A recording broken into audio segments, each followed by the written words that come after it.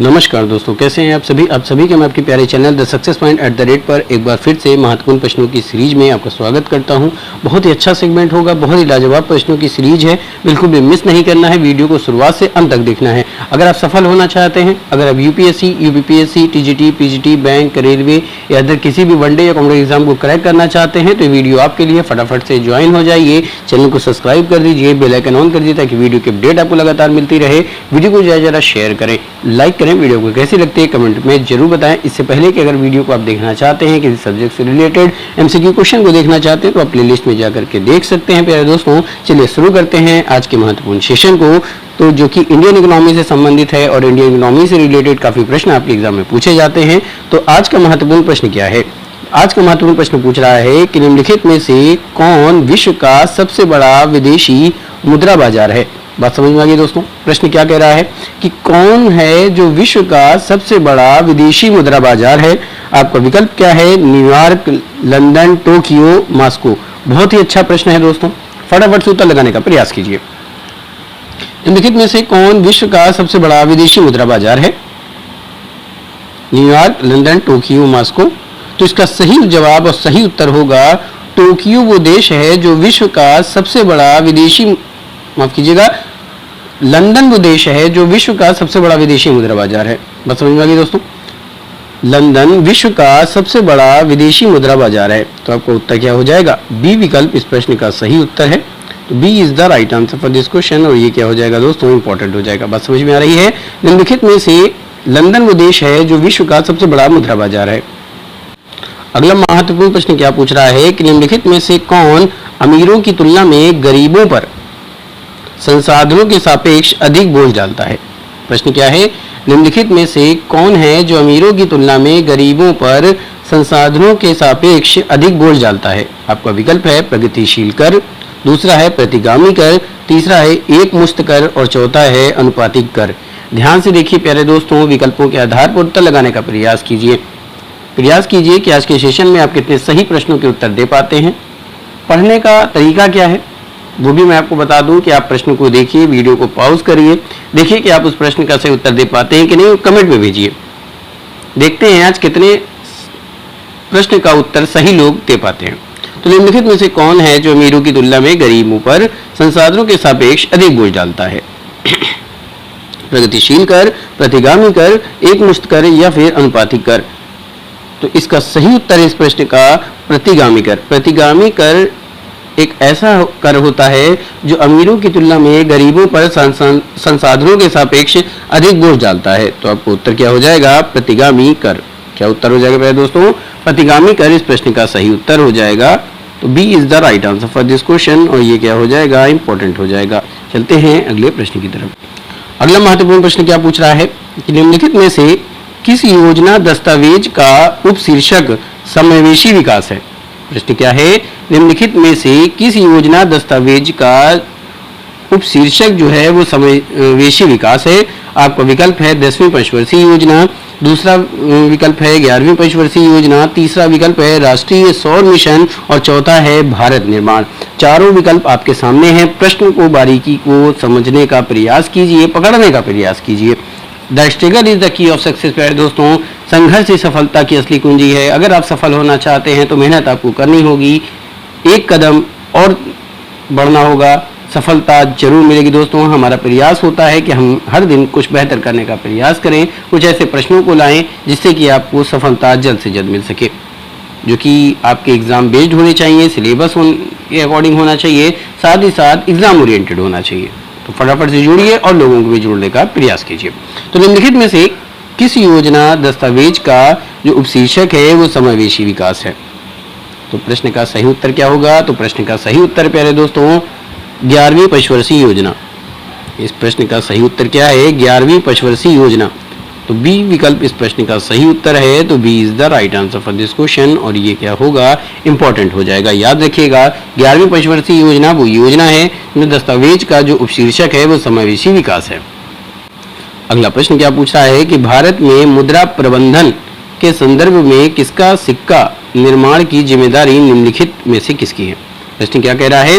भारत की अगर बात करें तो भारत में मुद्रा प्रबंधन के संदर्भ में सिक्के निर्माण की जिम्मेदारी जो है वो किसकी होती है?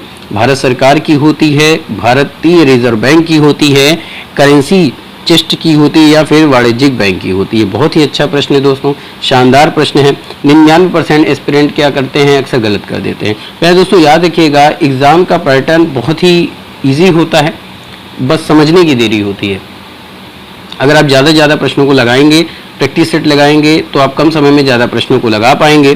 साथ ही साथ ये भी जान लीजिए, 3 पैटर्न में बनते हैं पेपर, इजी, मीडियम और हार्ड। जो इजी प्रश्न होते हैं वही आपकी मेरिट को उठाता है, मीडियम लगभग कम लोग कर पाते हैं और हार्ड भी कम लोग कर पाते हैं, पर इजी प्रश्न आपके गलत नहीं होने चाहिए, वही आपकी मेरिट उठाता है। तो भारत में मुद्रा प्रबंधन के संदर्भ में सिक्के निर्माण की जिम्मेदारी किसकी होती है? तो सिक्के निर्माण की जिम्मेदारी होती है पहले दोस्तों भारत सरकार की। किसकी होती है? भारत सरकार की होती है। तो आपका उत्तर हो जाएगा ए विकल्प। तो A is the right answer for this question, और ये क्या हो जाएगा, इंपॉर्टेंट हो जाएगा। अगला प्रश्न क्या है? अगला शानदार प्रश्न आपसे पूछ रहा है कि निम्नलिखित में से कौन सा भारत में वित्तीय क्षेत्र सुधारों का एजेंडा कभी नहीं रहा है? प्रश्न क्या कह रहा है, निम्नलिखित में से कौन सा भारत में वित्तीय क्षेत्र सुधारों का एजेंडा कभी नहीं रहा है? आपका विकल्प क्या कह रहा है, सभी नागरिकों को सब्सिडी की गारंटी के साथ आसान ऋण उपलब्ध कराना। दूसरा कह रहा है कि ब्याज दर व्यवस्था का विनियमन करना। तीसरा कह रहा है कि प्रभावी पर्यवेक्षण के लिए नियामक ढांचे को सक्षम बनाना। और चौथा है प्रकटीकरण मानदंडों को मजबूत करना। बहुत ही अच्छा प्रश्न है, विकल्पों के आधार पर उत्तर लगाने का प्रयास कीजिए। याद रखिएगा दोस्तों, सफलता समय मांगती है। अगर आप मेहनत करते हैं जी जान लगा करके, तो याद रखिए सफलता आपको जरूर मिलेगी। पर अगर आप सफल होना चाहते हैं तो आपको नींद त्यागनी होगी दोस्तों। त्याग बहुत ज़रूरी होता है किसी भी चीज़ को प्राप्त करने के लिए। अगर आप सच्चे दिल से लगते हैं तो वो चीज़ आपको जरूर मिलती है। मेहनत उन्हीं को, सफलता उन्हीं को मिलती है जिनके अंदर धैर्य, मेहनत और आत्मविश्वास होता है। चलिए, तो निम्नलिखित में से भारत में वित्तीय क्षेत्र सुधारों का एजेंडा कभी नहीं रहा है? ये आपसे सीधा सा प्रश्न है। तो इस प्रश्न का सही उत्तर क्या होगा? तो देखिए, इस प्रश्न का सही उत्तर है कि सभी नागरिकों को सब्सिडी की गारंटी के साथ आसान ऋण उपलब्ध कराना। ये वित्तीय क्षेत्र सुधारों का एजेंडा नहीं है, बात याद रखिएगा। तो आपका उत्तर हो जाएगा प्यारे दोस्तों ए विकल्प। तो A is the right answer for this question, और ये क्या हो जाएगा, इंपॉर्टेंट हो जाएगा। अगला जो प्रश्न आपसे पूछ रहा है कि निम्नलिखित में से किस वित्तीय वर्ष से भारत में बीज फसल बीमा योजना शुरू हुई थी? प्रश्न क्या है, कौन सा वो वित्तीय वर्ष है जिसमें भारत में बीज फसल बीमा शुरू हुई थी? 1999 से 2000, 2000 से 2001, 2001 से 2002, 2002 से 2003। ध्यान से देखना है और प्रश्न का उत्तर लगाने का प्रयास करना है। फटाफट से कमेंट में उत्तर दीजिए। निम्नलिखित में से किस वित्तीय वर्ष से भारत में बीज फसल बीमा शुरू की गई है? आपका विकल्प है 1999 से 2000, दूसरा विकल्प है 2000 से 2001, तीसरा है 2001 से 2002 और चौथा है 2002 से 2003। जी हाँ दोस्तों, निम्नलिखित में से वित्त वर्ष से भारत में बीज फसल जो योजना शुरू हुई है वो कब से शुरू हुई है? तो वो शुरू हुई है 2002 से 2001। तो उत्तर बी विकल्प सही है। तो B is the right answer for this question, और ये क्या हो जाएगा, इंपॉर्टेंट हो जाएगा। आगे चलते हैं। अगला प्रश्न क्या पूछ रहा है पहले दोस्तों कि भारतीय अर्थव्यवस्था में कितने प्रमुख बुनियादी ढांचा क्षेत्रों को कोर सेक्टर के रूप में जाना जाता है, जिनका उपयोग औद्योगिक उत्पादन सूचकांक यानी कि आईआईपी डेटा के लिए किया जाता है? बहुत ही अच्छा प्रश्न। भारतीय अर्थव्यवस्था में कितने प्रमुख बुनियादी ढांचे हैं जो कि कोर सेक्टर के रूप में जाने जाते हैं, जिनका उपयोग औद्योगिक उत्पादन सूचकांक डेटा के लिए किया जाता है? आपका विकल्प क्या कह रहा है? 5 क्षेत्र हैं, 6 क्षेत्र हैं, 7 क्षेत्र हैं या फिर 8 क्षेत्र हैं? फटाफट से उत्तर लगाने का प्रयास कीजिए।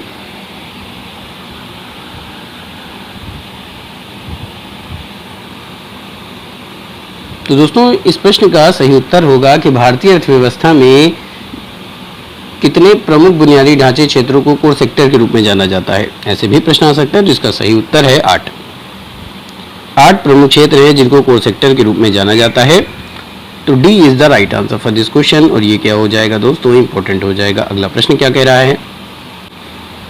बहुत ही शानदार प्रश्न दोस्तों। प्रश्न कह रहा है कि ट्रांसफर प्राइसिंग शब्द का सबसे अच्छा वर्णन कौन सा वाक्य करता है। प्रश्न क्या है कि ट्रांसफर प्राइसिंग शब्द का सबसे अच्छा वर्णन कौन सा वाक्य करता है। आपका विकल्प है, यह कर जो है ये चोरी का एक तरीका है जिसमें देश से बाहर अवैध पूंजी प्रवाह शामिल है। दूसरा कह रहा है कि यह भारत में खाद्य कीमतों में निरंतर वृद्धि का एक कारक है। तीसरा है, यह एक हालिया घटना है जिसके परिणाम स्वरूप भारतीय बैंकों के खराब ऋण होते हैं। चौथा है, यह एक वैश्विक घटना है जिसके कारण आरक्षित जो मुद्राएं हैं उनके मुकाबले भारतीय मुद्रा का अवमूल्यन हो रहा है। फटाफट से उत्तर लगाने का प्रयास कीजिए। प्यारे दोस्तों, अगर अभी तक आपने चैनल को सब्सक्राइब नहीं किया है तो चैनल को सब्सक्राइब कर दें, बेल आइकन ऑन कर दें ताकि वीडियो की अपडेट आपको लगातार मिलती रहे। सक्सेस पॉइंट एजुकेशन का वो प्लेटफॉर्म है जहां से आप थ्योरेटिकल क्लास को भी देखते हैं और एमसीक्यू क्वेश्चन की सीरीज को भी प्राप्त करते हैं जो कि आपके लिए एग्जाम ओरिएंटेड होता है और आपके बेस और कॉन्सेप्ट को स्ट्रॉन्ग बनाता है एक्सप्लेनेशन के साथ। तो फटाफट से ज्वाइन हो जाइए, बहुत ही महत्वपूर्ण क्लास का सेशन है। लोगों को इन्फॉर्म कर दीजिए कि इंडियन इकोनॉमी की क्लास आ चुकी है। चलिए शुरू करते हैं। तो ट्रांसफर प्राइसिंग शब्द का सबसे अच्छा वर्णन कौन सा वाक्य करता है। तो इसका उत्तर हो जाएगा या कर चोरी का एक तरीका है जिसमें देश से बाहर अवैध पूंजी प्रवाह शामिल है। तो आपका उत्तर हो जाएगा ए विकल्प। दोस्तों क्या हो जाएगा, ए विकल्प प्रश्न का सही उत्तर है और ये क्या होगा, इंपॉर्टेंट हो जाएगा। अगला प्रश्न क्या है, अगला प्रश्न है यदि किसी कंपनी के पास व्यापार प्राप्य है तो इसका अर्थ क्या होता है। आपका विकल्प है, इसने बिक्री की है लेकिन अभी तक भुगतान एकत्र नहीं किया है। दूसरा विकल्प क्या है, इसने भुगतान प्राप्त तो किया है लेकिन अभी तक डिलीवरी नहीं की है। तीसरा कह रहा है, इसने ऑर्डर तो प्राप्त किया है लेकिन अभी तक डिलीवरी नहीं की है। चौथा है, उपरोक्त में से कोई भी सही परिभाषा नहीं है। आपको बताना है कि इस प्रश्न का सही उत्तर क्या होगा। यदि किसी कंपनी के पास व्यापार प्राप्य है तो इसका अर्थ क्या होगा।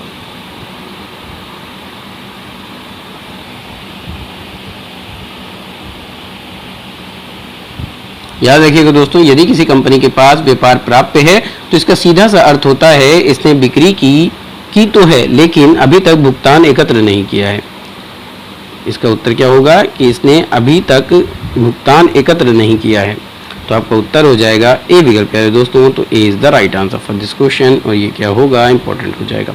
अगला प्रश्न क्या है, अगला प्रश्न पूछ रहा है कि भारत में भुगतान और निपटान प्रणाली का प्रबंधन किसके द्वारा किया जाता है। सेबी के द्वारा किया जाता है, आरबीआई के द्वारा किया जाता है, भारतीय राष्ट्रीय भुगतान निगम के द्वारा किया जाता है या फिर वित्त मंत्रालय के द्वारा किया जाता है। तो भारत में भुगतान और निपटान प्रणाली का जो प्रबंधन है वो किसके द्वारा किया जाता है। तो भारत में भुगतान और निपटान प्रणाली का जो प्रबंधन है वो आरबीआई के द्वारा किया जाता है, यानी कि भारतीय रिजर्व बैंक के द्वारा किया जाता है। किसके द्वारा किया जाता है दोस्तों, तो ये किया जाता है आरबीआई के द्वारा, यानी कि भारतीय रिजर्व बैंक के द्वारा किया जाता है। तो बी विकल्प प्रश्न का सही उत्तर हो जाएगा। तो B is the right answer for this question और ये क्या हो जाएगा, इंपॉर्टेंट हो जाएगा। अगले प्रश्न की तरफ चलते हैं। अगला महत्वपूर्ण प्रश्न है दोस्तों, पूंजी गहन उद्योगों का क्या कह रहा है दोस्तों, पूंजी गहन उद्योगों का नुकसान क्या है। आपका विकल्प है, ग्रामीण क्षेत्रों में रोजगार को बढ़ाना। दूसरा है बेरोजगारी बढ़ाना। तीसरा है बड़े पैमाने के उद्योगों के विकास को झटका देना और चौथा है प्रबंधन में श्रमिकों की भागीदारी के अवसर प्रदान करना। तो पूंजी गहन उद्योगों का नुकसान क्या है, फटाफट से उत्तर लगाने का प्रयास कीजिए कि पूंजी गहन उद्योगों का नुकसान क्या है। ग्रामीण क्षेत्रों में रोजगार को बढ़ाना, बेरोजगारी को बढ़ाना, बड़े पैमाने के उद्योगों के विकास को झटका देना, प्रबंधन में श्रमिकों की भागीदारी के अवसर प्रदान करना। तो आपको बता दूं कि पूंजी गहन उद्योगों का नुकसान क्या होता है। तो पूंजी गहन उद्योगों का सबसे बड़ा नुकसान होता है बेरोजगारी को बढ़ाना। बात समझ में आई दोस्तों, पूंजी गहन उद्योगों का नुकसान है बेरोजगारी का बढ़ना। ठीक है, बेरोजगारी का बढ़ना। तो B is the right answer for this question और ये क्या हो जाएगा, इंपॉर्टेंट हो जाएगा। आगे की तरफ चलते हैं। अगला जो प्रश्न है कि 1985 में भारत से कच्चे तेल का निर्यात क्यों किया गया, बताइए। 1985 में कच्चे तेल का निर्यात क्यों किया गया भारत से। प्रश्न क्या है कि 1985 में भारत से कच्चे तेल का निर्यात क्यों किया गया। आपका विकल्प है, उत्पादन अधिशेष के कारण, भारत में ऊर्जा का वैकल्पिक स्रोत विकसित किया गया है, तीसरा कह रहा है कि भारत में परिष्कृत तेल की तुलना में पेट्रोलियम उत्पादों का आयात बहुत सस्ता था, भारत में अपर्याप्त शोधन क्षमता के कारण। 1985 में भारत से कच्चे तेल का निर्यात क्यों किया गया? याद रखिएगा, 1985 में भारत से कच्चे तेल का निर्यात किस कारण से किया गया था? तो इसका कारण था भारत में अपर्याप्त शोधन क्षमता के कारण। इसका कारण क्या था कि भारत में अपर्याप्त शोधन क्षमता के कारण। डी विकल्प सही है बिल्कुल। तो D is the right answer for this question और ये क्या हो जाएगा? इंपॉर्टेंट हो जाएगा। अगला महत्वपूर्ण प्रश्न क्या है? अगला महत्वपूर्ण प्रश्न है कि भारतीय अर्थव्यवस्था किस प्रकार की अर्थव्यवस्था है? मिश्रित अर्थव्यवस्था है, बाजारी अर्थव्यवस्था है, पूंजीवादी अर्थव्यवस्था है या फिर समाजवादी अर्थव्यवस्था? प्रश्न क्या कह रहा है मेरे दोस्तों? ध्यान से देखना, समझने का प्रयास कर। तो प्रश्न क्या है कि भारतीय अर्थव्यवस्था किस प्रकार की अर्थव्यवस्था है? मिश्रित अर्थव्यवस्था, बाजार अर्थव्यवस्था, पूंजीवादी अर्थव्यवस्था या फिर समाजवादी व्यवस्था? तो भारतीय अर्थव्यवस्था की बात करें तो भारतीय अर्थव्यवस्था एक प्रकार की मिश्रित अर्थव्यवस्था होती है। मिश्रित अर्थव्यवस्था क्या होती है? जहां सार्वजनिक एवं निजी क्षेत्र का सहअस्तित्व होता है उसे मिश्रित अर्थव्यवस्था के नाम से जाना जाता है। तो आपका उत्तर क्या हो जाएगा? ए विकल्प प्रश्न का सही उत्तर है। तो A is the right answer for this question. अगला प्रश्न क्या है? अगला प्रश्न है कि मिश्रित प्रकार की अर्थव्यवस्था का उद्देश्य क्या है? लाभ, समाज कल्याण, उच्च दक्षता। तो नीचे दिए गए विकल्पों से सही विकल्प का चयन करना है। आपको बताना है कि कौन सा सही है। लाभ, समाज कल्याण, उच्च दक्षता। मिश्रित प्रकार की अर्थव्यवस्था का उद्देश्य क्या है? तो अगर हम मिश्रित प्रकार की अर्थव्यवस्था की बात करें तो बताइए इसका उद्देश्य क्या है?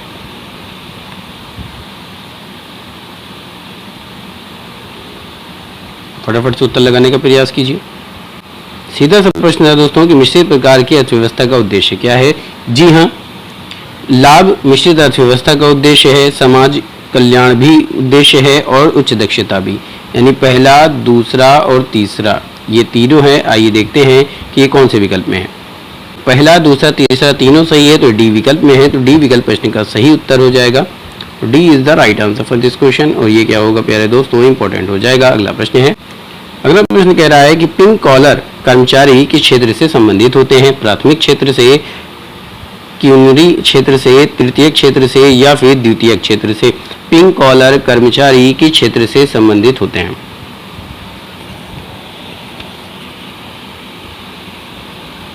अगर हम बात करें कि पिंक कॉलर कर्मचारी की, तो पिंक कॉलर कर्मचारी जो होते हैं ये तृतीय क्षेत्र से संबंधित होते हैं। किससे संबंधित होते हैं? तृतीय क्षेत्र से।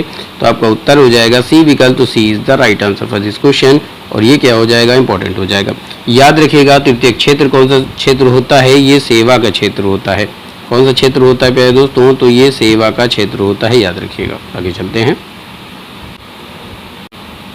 प्रश्न है, भारत का पहला जैविक राज्य कौन सा है? केरल राज्य, सिक्किम राज्य, असम राज्य या फिर अरुणाचल प्रदेश? भारत का पहला जैविक राज्य कौन सा है? केरल, सिक्किम, असम, अरुणाचल प्रदेश? बहुत ही अच्छा प्रश्न है दोस्तों, फटाफट से उत्तर लगाने का प्रयास कीजिए।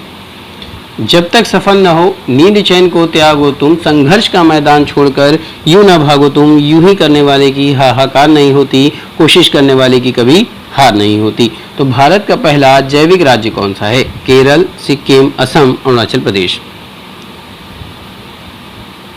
ऐसे ही शानदार महत्वपूर्ण प्रश्नों को प्राप्त करने के लिए वीडियो से बने रहें। अगर आप चैनल में नए विजिटर हैं फटाफट से चैनल को सब्सक्राइब कर दें।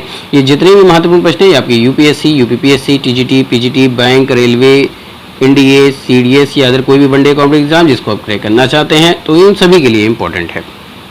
तो भारत का पहला जैविक राज्य कौन सा है? तो भारत का सबसे पहला जैविक राज्य जो है वो है सिक्किम। कौन सा राज्य है? सिक्किम, क्योंकि बी विकल्प में दे रहा है तो बी विकल्प प्रश्न का सही उत्तर हो जाएगा। तो B is the right answer for this question. अगला प्रश्न क्या है? अगला प्रश्न है कि निम्नलिखित में से कौन सी रबी की फसल है? चावल, सरसों, मक्का, कपास? बहुत ही आसान है, फटाफट से कमेंट में उत्तर दीजिए। देखते हैं कितने लोग प्रश्न का सही उत्तर दे पाते हैं। कौन सी रबी की फसल है? चावल, सरसों, मक्का, कपास?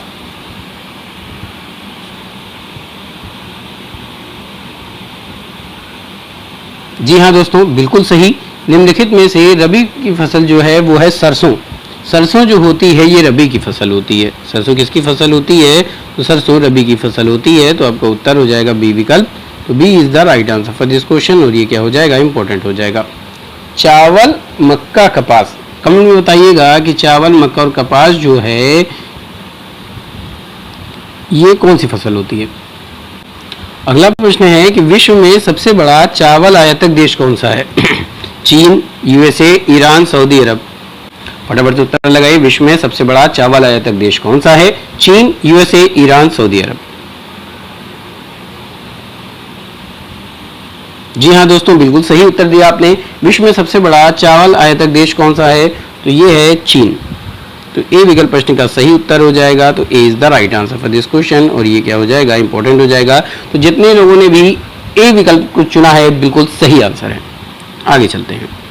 अगला महत्वपूर्ण प्रश्न है, पिंड के निर्माण में कौन से तिलहन का उपयोग किया जाता है। अलसी का, मूंगफली का, अरंडी का या फिर उपरोक्त में से किसी का नहीं। ध्यान से देखना है, पिंड के निर्माण में कौन से तिलहन का उपयोग किया जाता है, यानी कि किस तेल का प्रयोग किया जाता है। अलसी के तेल का, मूंगफली के तेल का, अरंडी के तेल का या फिर उपरोक्त में से किसी का नहीं। फटाफट से कमेंट में बताइए इस प्रश्न का सही उत्तर क्या है। जी हाँ दोस्तों, बिल्कुल सही प्रश्न का उत्तर आपने दिया। पिंड के निर्माण में कौन से तिलहन का उपयोग किया जाता है।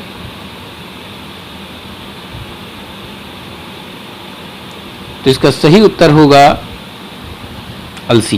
प्रश्न का सही उत्तर क्या है, अलसी। तो A is the right answer for this question. और ये क्या हो जाएगा, इंपॉर्टेंट हो जाएगा। बहुत सही प्रश्न का उत्तर दिया आपने दोस्तों। चाहे विवेक हो, चाहे दिलीप हो, चाहे अजीत हो और चाहे शिवम हो, चाहे मोहन हो, इन सभी ने बिल्कुल सही प्रश्न के उत्तर दिए हैं। यहाँ तक कि सलीम ने भी सही प्रश्न का उत्तर दिया है। आगे चलते हैं। अगला प्रश्न है, भारत में वनस्पति तेल की प्रति व्यक्ति खपत कितनी होती है। 16 किलोग्राम प्रति वर्ष प्रति व्यक्ति, 17 किलोग्राम प्रति वर्ष प्रति व्यक्ति, तीसरा है 18 किलोग्राम प्रति वर्ष प्रति व्यक्ति और चौथा है 20 किलोग्राम प्रति वर्ष प्रति व्यक्ति। भारत में वनस्पति तेल के प्रति जो खपत है वो कितनी होती है प्रति व्यक्ति। प्रति व्यक्ति जो तेल की खपत है वो कितनी होती है, तो ये होती है 18 किलोग्राम प्रति वर्ष प्रति व्यक्ति। दोस्तों बहुत ही अच्छा, बहुत ही शानदार प्रश्न। उत्तर भी सही है, सी विकल्प। तो C is the right answer for this question. और ये इंपॉर्टेंट हो जाएगा। जितनों ने भी सी विकल्प को चुना है बिल्कुल सही उत्तर है। ये रहा दोस्तों अगला शानदार प्रश्न। विश्वकालीन निर्यात बाजार में भारत की हिस्सेदारी कितनी है। क्या प्रश्न है, विश्वकालीन निर्यात बाजार में भारत की हिस्सेदारी कितनी है। 30% की, 50% की, 40% की या फिर 20% की। बहुत ही अच्छा प्रश्न है दोस्तों। विश्वकालीन निर्यात बाजार में भारत की जो हिस्सेदारी है वो कितनी है। 30% की है, 50% की है, 40% की है कि 20% की है। तो आपको बता दूं, विश्वकालीन निर्यात बाजार में भारत की हिस्सेदारी की बात किया जाए तो भारत की हिस्सेदारी होती है 40% की। तो उत्तर हो जाएगा सी विकल्प।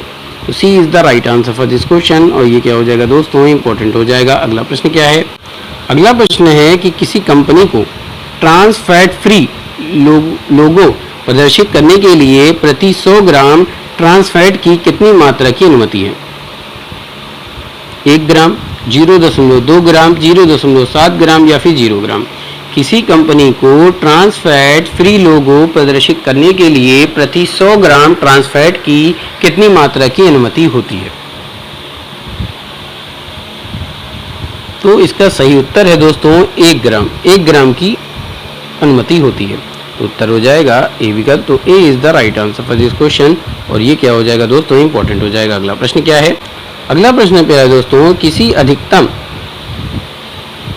प्रश्न क्या है कि किसी विनिर्माण उद्योग को सूक्ष्म उद्योग मानने के लिए उसमें अधिकतम कितना निवेश किया जाना चाहिए। क्या कह रहा है, किसी विनिर्माण उद्योग को सूक्ष्म उद्योग मानने के लिए उसमें अधिकतम कितना निवेश किया जाना चाहिए। 25 लाख का, 50 लाख का, 10 लाख का या फिर 35 लाख का। किसी विनिर्माण उद्योग की बात करें तो सूक्ष्म उद्योग मानने के लिए, यानी कि कोई भी विनिर्माण अगर उद्योग है, अगर हम उसे सूक्ष्म उद्योग माने तो उसमें अधिकतम कितना निवेश किया जाना चाहिए। 35 लाख का, 50 लाख का, 10 लाख का, 35 लाख का। तो याद रखिए दोस्तों, बहुत ही आसान, बहुत ही लाजवाब प्रश्न का उत्तर है कि यदि कोई विनिर्माण उद्योग है, अगर वो 25 लाख का निवेश करता है तो वो सूक्ष्म उद्योग माना जाएगा। तो आपको उत्तर क्या हो जाएगा, 25 लाख। तो ए विकल्प प्रश्न का सही उत्तर है। तो A is the right answer for this question और ये क्या हो जाएगा, इंपॉर्टेंट हो जाएगा। अगला प्रश्न क्या है? अगला महत्वपूर्ण प्रश्न है दोस्तों, आईआईपी गणना में अर्थव्यवस्था के किस क्षेत्र का अधिक महत्व होता है? विनिर्माण क्षेत्र का, खनन क्षेत्र का, बिजली क्षेत्र का या फिर सेवाएं क्षेत्र का? आईआईपी की गणना की बात करें तो अर्थव्यवस्था के किस क्षेत्र का अधिक महत्व होता है? तो याद रखिएगा, आईआईपी गणना में अर्थव्यवस्था के जिस क्षेत्र का अधिक महत्व होता है वो होता है विनिर्माण क्षेत्र का। तो आपका उत्तर क्या हो जाएगा? विनिर्माण, यानी कि ए विकल्प। तो A is the right answer for this question और ये क्या हो जाएगा, इंपॉर्टेंट हो जाएगा। अगला प्रश्न क्या है? अगला प्रश्न है, विश्व में अभ्रक उत्पादन में भारत का स्थान कौन सा है? दूसरा स्थान है, पहला स्थान है, चौथा स्थान है या फिर तीसरा स्थान है? विश्व में अभ्रक उत्पादन में भारत का कौन सा स्थान है? दूसरा, पहला, चौथा, तीसरा?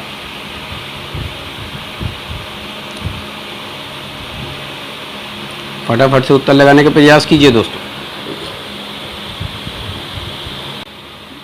बहुत ही अच्छा प्रश्न है दोस्तों, फटाफट से उत्तर लगाने का प्रयास कीजिए। तो विश्व में अभ्रक उत्पादन में भारत का कौन सा स्थान है? दूसरा, पहला, चौथा, तीसरा? याद रखिएगा, विश्व में अभ्रक उत्पादन में भारत का स्थान पहला है। तो आपको उत्तर क्या हो जाएगा? बी विकल्प। B is the right answer for this question और ये क्या हो जाएगा, इंपॉर्टेंट हो जाएगा। आरपी फार्मूला निम्नलिखित में से किससे जुड़ा हुआ है?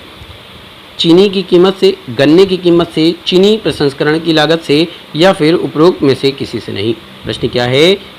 एफआरपी फार्मूला निम्नलिखित में से किससे जुड़ा हुआ है?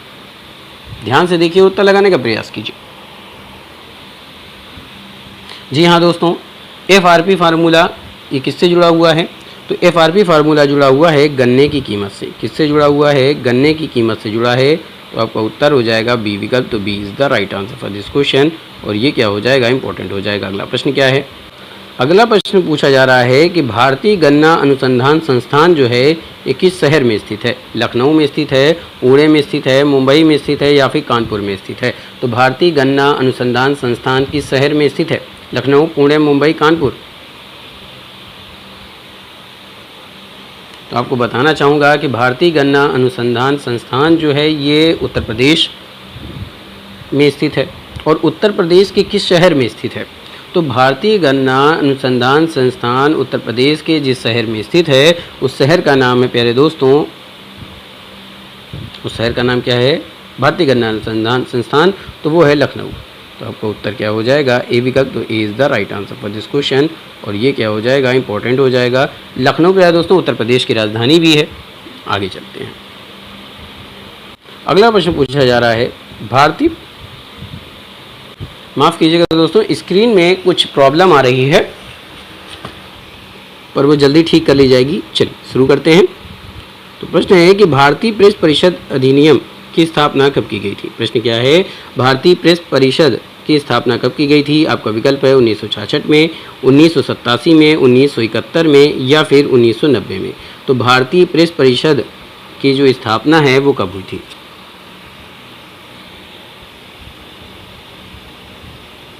दोस्तों प्रयास कीजिए कि आप ज़्यादा से ज़्यादा प्रश्नों को लगाएं, ज़्यादा से ज़्यादा प्रैक्टिस सेट लगाएं। देखिए, जब आप प्रैक्टिस सेट लगाते हैं और ज़्यादा से ज़्यादा प्रश्नों को लगाते हैं तो आपके पास काफ़ी कंटेंट तैयार हो जाते हैं। आपको एक आइडिया हो जाता है कि किस पार्ट से कितने प्रश्न पूछे जाते हैं, किस तरह से प्रश्न पूछे जाते हैं, तो उससे आपकी तैयारी बेहतर हो जाती है। तो इसलिए प्रयास किया करिए कि ज़्यादा से ज़्यादा प्रश्नों को लगाएँ, थ्योरी पढ़ें, उसकी MCQ क्वेश्चन को देखें, मॉक टेस्ट को लगाने का प्रयास करें, तभी आप सफल हो पाएंगे। क्योंकि सफलता समय मांगती है दोस्तों, कोई भी चीज़ जल्दी से मिलती नहीं है और सफलता उन्हीं को प्राप्त होती है जिनके अंदर धैर्य, मेहनत और आत्मविश्वास होता है। तो भारतीय प्रेस परिषद जो है इसकी स्थापना कब हुई थी? तो भारतीय प्रेस परिषद की स्थापना हुई थी प्यारे दोस्तों 1966 में। कब हुई थी? 1966 में हुई थी। तो आपका उत्तर हो जाएगा ए विकल्प। तो A is the right answer for this question और ये क्या हो जाएगा, इंपॉर्टेंट हो जाएगा। अगला प्रश्न क्या कह रहा है? अगला महत्वपूर्ण प्रश्न है दोस्तों, यदि कोई इंफ्रास्ट्रक्चर डेट फंड NBFC के रूप में पंजीकृत है तो उसकी अधिकतम निकासी सीमा क्या होगी? बात समझ में आ रही है? यदि कोई इंफ्रास्ट्रक्चर डेट फंड NBFC के रूप में पंजीकृत है तो उसकी अधिकतम निकासी सीमा क्या होगी? आपका विकल्प है परियोजना लागत का 50%, परियोजना लागत का 75%, परियोजना लागत का 65% या फिर परियोजना लागत का 85%। बहुत ही अच्छा प्रश्न है दोस्तों, फटाफट से उत्तर लगाने का प्रयास कीजिए। तो प्रश्न का सही उत्तर क्या है? यदि कोई इंफ्रास्ट्रक्चर डेट फंड NBFC के रूप में पंजीकृत है तो उसकी अधिकतम निकासी सीमा जो है वो कितनी होगी? तो अधिकतम निकासी सीमा होगी प्यारे दोस्तों परियोजना लागत का 75%। कितना होगा? परियोजना लागत का 75%। तो आपका उत्तर हो जाएगा बी विकल्प। तो B is the right answer for this question. और ये क्या हो जाएगा दोस्तों? इंपॉर्टेंट हो जाएगा। चलते अगले प्रश्न की तरफ। अगला महत्वपूर्ण प्रश्न पूछ रहा है कि अधिकांश एकीकृत इस्पात संयंत्र किस क्षेत्र में स्थित है? मलवा पठार में, दक्कन पठार में, छोटा नागपुर पठार में या फिर तेलंगाना पठार में? प्रश्न है कि अधिकांश एकीकृत इस्पात संयंत्र किस क्षेत्र में स्थित है? मालवा पठार, दक्कन पठार, छोटा नागपुर पठार या फिर तेलंगाना पठार? फटाफट से उत्तर लगाइए। तो आपको बता दूं कि अधिकांश एकीकृत इस्पात संयंत्र जिस क्षेत्र में स्थित है वो क्षेत्र कौन सा है? तो वो क्षेत्र है छोटा नागपुर का पठार। याद रखिएगा दोस्तों, छोटा नागपुर का पठार वो क्षेत्र है जहां अधिकांश एकीकृत इस्पात संयंत्र स्थित हैं। तो आपका उत्तर हो जाएगा सी विकल्प। तो C is the right answer for this question. और ये क्या हो जाएगा? इंपॉर्टेंट हो जाएगा। अगला महत्वपूर्ण प्रश्न क्या है? अगला प्रश्न पूछ रहा है कि निम्नलिखित में से कौन सा स्टील प्लांट है जो सेल के अंतर्गत आता है? राउरकेला, भिलाई, सेलम, दुर्गापुर?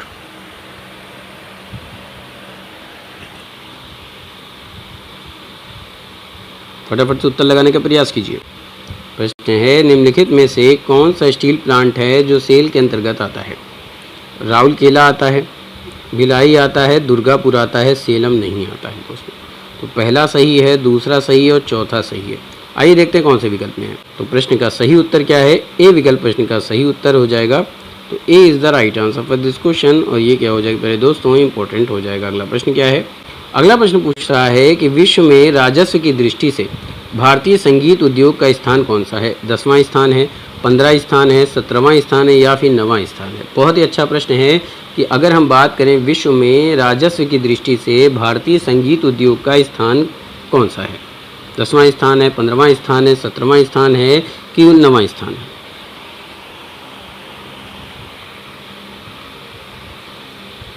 तो दोस्तों विश्व में राजस्व की दृष्टि से भारतीय संगीत उद्योग का स्थान क्या है? जी हाँ, बिल्कुल सही उत्तर दिया आपने। प्रश्न का सही उत्तर है 15वां स्थान है। विश्व में राजस्व की दृष्टि से भारतीय संगीत उद्योग का 15वां स्थान है। तो आपको उत्तर हो जाएगा बी विकल्प। तो B is the right answer for this question. और ये क्या हो जाएगा? इंपॉर्टेंट हो जाएगा। अगला प्रश्न पूछ रहा है कि निम्नलिखित में से कौन सी खुदरा दुकान एक ही उत्पाद श्रृंखला बेचती है? आपका विकल्प है single line store, general store, chain store, speciality shops. बहुत ही शानदार प्रश्न। निम्नलिखित में से कौन सी खुदरा दुकान एक ही उत्पाद श्रृंखला बेचती है?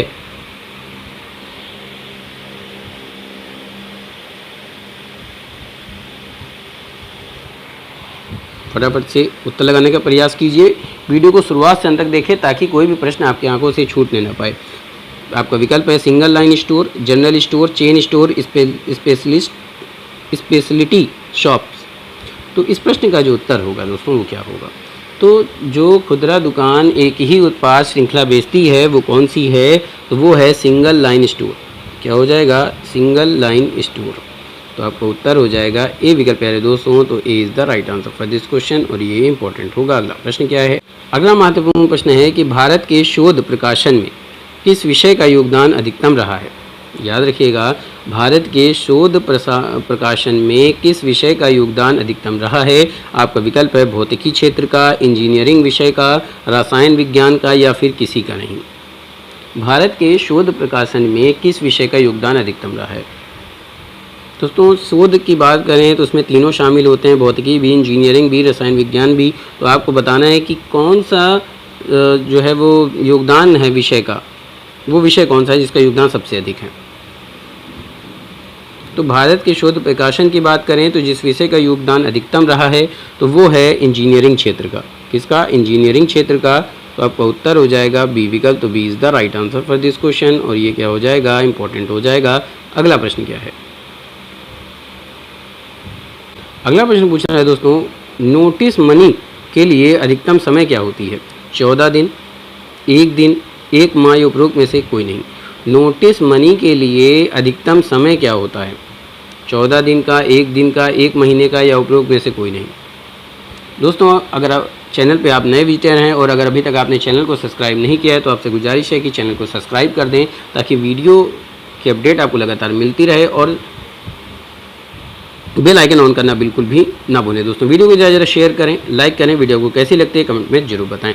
तो नोटिस मनी के लिए जो अधिकतम समय है वो कितना होता है? तो याद रखिएगा कि नोटिस मनी के लिए जो अधिकतम समय सीमा है वो कितनी है? तो वो है प्यारे दोस्तों 14 दिन। कितना दिन? 14 दिन। तो आपका विकल्प हो जाएगा ए, विकल्प सही हो जाएगा, प्रश्न का उत्तर हो जाएगा। तो A is the right answer for this question. अगला प्रश्न, अगला महत्वपूर्ण प्रश्न है कि बैंकों के लिए एसएलआर स्तर क्या है? जमा का 15.4%, जमा का 18%, जमा का 21.12%, या फिर जमा का 10.34%। बहुत ही अच्छा प्रश्न है। बैंकों के लिए एसएलआर स्तर क्या है? फटाफट से देखिए दोस्तों और उत्तर लगाने का प्रयास कीजिए कि बैंकों के लिए एसएलआर स्तर क्या है। अगर आप थ्योरेटिकल सेक्शन देखना चाहते हैं तो प्लेलिस्ट में जाकर के देख सकते हैं। थ्योरेटिकल भी क्लास चल रही है, हम उस पर भी ध्यान दे रहे हैं ताकि किसी भी प्रकार से आपको असुविधा का सामना ना करना पड़े। आपका सिलेक्शन नहीं रुकना चाहिए दोस्तों, क्योंकि आज के समय में सिलेक्शन पाना एक चुनौती का काम है। दोस्तों, हम आपके साथ हैं, हमारा उद्देश्य है आपकी सफलता। आप चैनल पर भरोसा करें, चैनल से जुड़ें और लोगों को भी जोड़ने का प्रयास कीजिए। बैंकों के लिए एसएलआर स्तर क्या होता है? तो याद रखिएगा, बैंकों की अगर बात करें तो बैंकों के लिए एसएलआर स्तर होता है जमा का 18%। क्या होता है? जमा का 18% एसएलआर स्तर होता है बैंकों के लिए। तो आपका उत्तर हो जाएगा बी, विकल्प। तो B is the right answer for this question. और ये क्या होगा? इंपॉर्टेंट होगा। अगला प्रश्न क्या कह रहा है? अगला प्रश्न कह रहा है दोस्तों कि सरकार निम्नलिखित में से किस गतिविधि के लिए पशुपालन और संरचना विकास निधि के तहत निवेश पर प्रोत्साहन प्रदान करती है? आपका कथन है डेयरी प्रसंस्करण और संरचना की स्थापना, दूसरा है मांस प्रसंस्करण और संरचना की स्थापना, तीसरा है पशु आहार योजना की स्थापना। आपको बताना है कि कौन सा सही कथन है। सरकार निम्नलिखित में से किस गतिविधि के लिए पशुपालन और संरचना विकास निधि के तहत निवेश पर प्रोत्साहन प्रदान करती है? पहले कथन की बात करें, डेयरी प्रसंस्करण और संरचना की स्थापना, तो ये बात बिल्कुल सही है। मांस प्रसंस्करण और संरचना की स्थापना, ये भी सही है। पशु आहार योजना की स्थापना, ये भी सही है। तो उत्तर क्या हो जाएगा? तो पहला भी सही है, दूसरा भी सही और तीसरा भी सही है। तो उत्तर देखते हैं क्या होगा।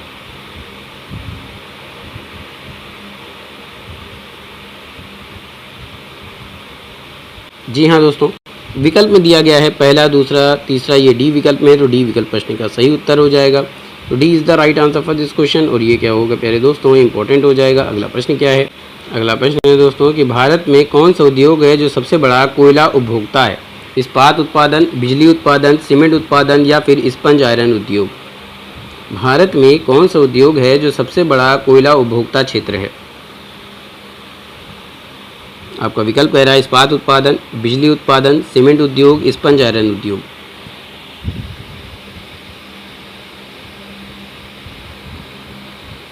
तो याद रखिएगा, भारत में जो उद्योग सबसे बड़ा कोयला उपभोक्ता है वो कौन सा है?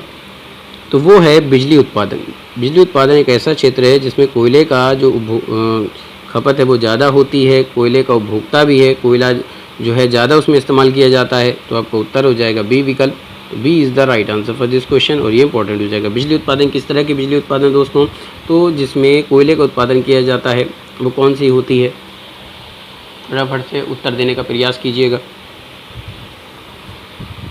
तो वो होती है थर्मल। कौन सी? थर्मल।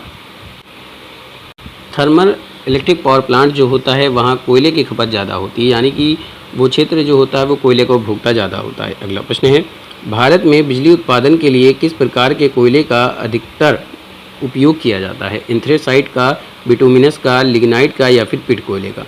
देखिए, सबसे खराब जो कोयले की किस्म होती है वो पिट होती है ना, और सबसे अच्छा होता है एंथ्रेसाइट। तो आपको बताना है भारत में बिजली उत्पादन में किस प्रकार के कोयले का अधिकतर उपयोग किया जाता है या अधिकतम उपयोग किया जाता है? एंथ्रेसाइट, बिटुमिन्स, लिग्नाइट, पिट। तो प्रश्न का जो सही उत्तर है वो क्या होगा? तो प्रश्न का सही उत्तर है वो होगा प्यारे दोस्तों बिटुमिनस कोयला। क्या हो जाएगा? बिटुमिनस कोयला। तो B is the right answer for this question, और ये क्या हो जाएगा? इंपॉर्टेंट हो जाएगा। अगला प्रश्न क्या है? अगला महत्वपूर्ण प्रश्न है कि अर्थशास्त्र के संदर्भ में पंप प्राइमिंग में शामिल होने की सबसे अधिक संभावना किसकी होती है? एक छोटे व्यवसाय मालिक की, मंदी के दौरान एक सरकार की, एक शेयर दलाल की, या फिर एक गैर लाभकारी संगठन की? ध्यान से देखना है प्रश्न को। प्रश्न कह रहा है कि अर्थशास्त्र के संदर्भ में पंप प्राइमिंग में शामिल होने की सबसे अधिक संभावना किसकी होती है? आपका विकल्प है एक छोटा व्यवसाय मालिक की, मंदी के दौरान एक छोटी सरकार की, एक शेयर दलाल की, एक गैर लाभकारी संगठन की।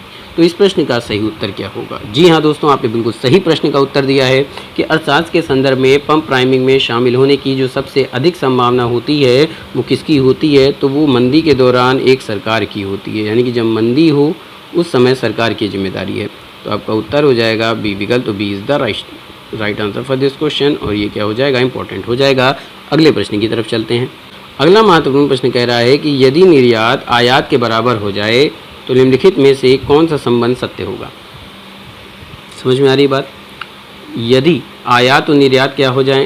इक्वल हो जाएं, बराबर हो जाएं, तो निम्नलिखित में से कौन सा संबंध सही होगा? आपका विकल्प है जीडीपी जीएनपी के बराबर होगी, जीडीपी जो है जीएनपी से बड़ी होगी, जीडीपी जीएनपी से छोटी होगी, या फिर इनमें से कोई नहीं। यदि निर्यात और आयात दोनों बराबर हो जाते हैं तो कौन सा संबंध सही होगा? ये आपसे पूछ रहा है। तो जो संबंध सही होगा वो होगा जीडीपी जीएनपी के बराबर होगी। बात समझ में आ रही दोस्तों? याद रखिएगा, आप ऐसे भी लिख सकते हैं जीडीपी बराबर जीएनपी, ठीक है। यानी कि अगर आयात और निर्यात दोनों बराबर हो जाते हैं एक दूसरे के तो जीडीपी और जीएनपी दोनों इक्वल होंगे, ठीक है। तो ये संबंध इनके बीच में पाया जाता है, याद रखिएगा, जीडीपी और जीएनपी। यदि निर्यात आयात के बराबर है तो ये संबंध पाया जाएगा। तो प्रश्न का उत्तर क्या हो जाएगा दोस्तों? प्रश्न का सही उत्तर हो जाएगा ए विकल्प। तो A is the right answer for this question, और ये क्या हो जाएगा? इंपॉर्टेंट हो जाएगा। अगला प्रश्न क्या है? अगला जो प्रश्न पूछा जा रहा है कि किस क्षेत्र की विशेषता है छोटी और बिखरी हुई इकाइयाँ जो बड़े पैमाने पर सरकार के नियंत्रण से बाहर होती हैं? प्रश्न क्या है?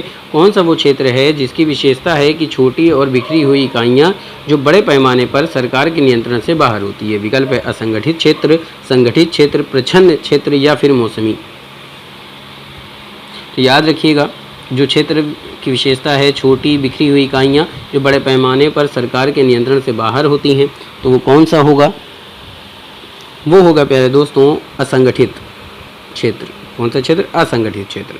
तो आपका उत्तर क्या हो जाएगा? ए विकल्प प्रश्न का उत्तर हो जाएगा। तो A is the right answer for this question. अगला प्रश्न क्या है? अगला प्रश्न आपसे पूछा जा रहा है कि अर्थशास्त्रियों के लिए इसका तात्पर्य किसी उत्पाद या सेवा की उस मात्रा से है जिसे लोग खरीदने के लिए इच्छुक और सक्षम होते हैं। आपको बताना है कि वो कौन सी चीज़ है। मांग है, आपूर्ति है, कीमत है, आय है। अर्थशास्त्रियों के लिए किसका तात्पर्य किसी उत्पाद या सेवा की उस मात्रा से होता है जिसे लोग खरीदने के लिए इच्छुक होते हैं और सक्षम भी होते हैं। मांग, आपूर्ति, कीमत, आय।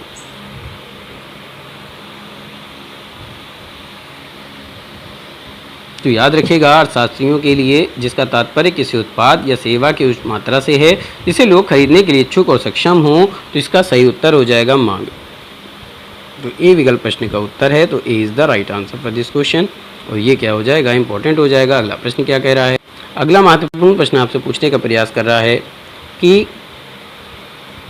अगला प्रश्न क्या है कि कारपोरेट ऋण किसे दिया जाता है? सीमित कंपनियों को दिया जाता है, सीमित व्यक्ति को दिया जाता है, मालिकाना चिंताएं से संबंधित है, या फिर सीमित शैक्षणिक संस्थान है? तो कारपोरेट ऋण किसे दिया जाता है, ये आपसे सीधा सा प्रश्न है।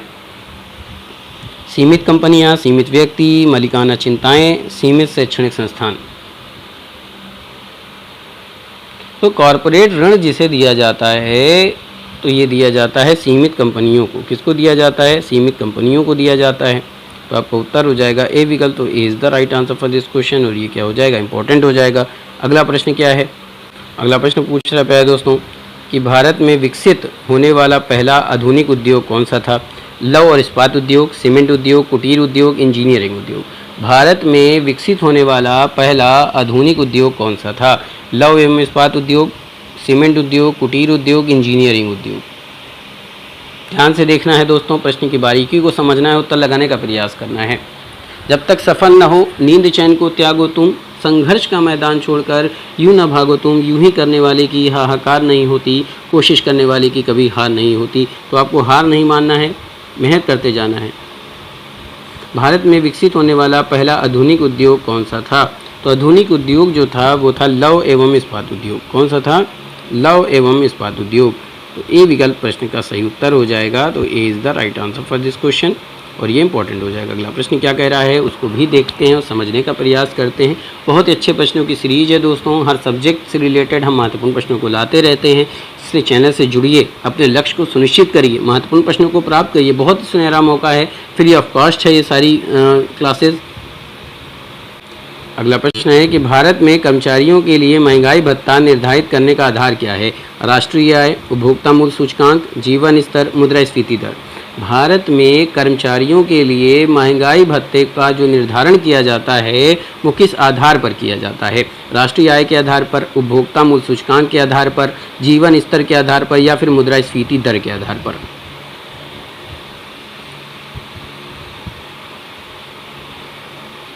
याद रखिएगा दोस्तों, भारत में कर्मचारियों के लिए महंगाई भत्ते का जो निर्धारण किया जाता है वो किया जाता है उपभोक्ता मूल्य सूचकांक के आधार पर। किस आधार पर? तो उपभोक्ता मूल्य सूचकांक के आधार पर। उत्तर हो जाएगा बी विकल्प। तो B is the right answer for this question, और ये क्या होगा? इंपॉर्टेंट होगा। अगला प्रश्न क्या है? अगले प्रश्न की तरफ चलते हैं। अगला प्रश्न है किसी देश की आर्थिक स्वतंत्रता की गणना के लिए किसका उपयोग किया जाता है? यानी अगर हम किसी देश की आर्थिक स्वतंत्रता की गणना करें तो किस चीज़ का उपयोग किया जाता है? आपका विकल्प कह रहा है कानून का शासन,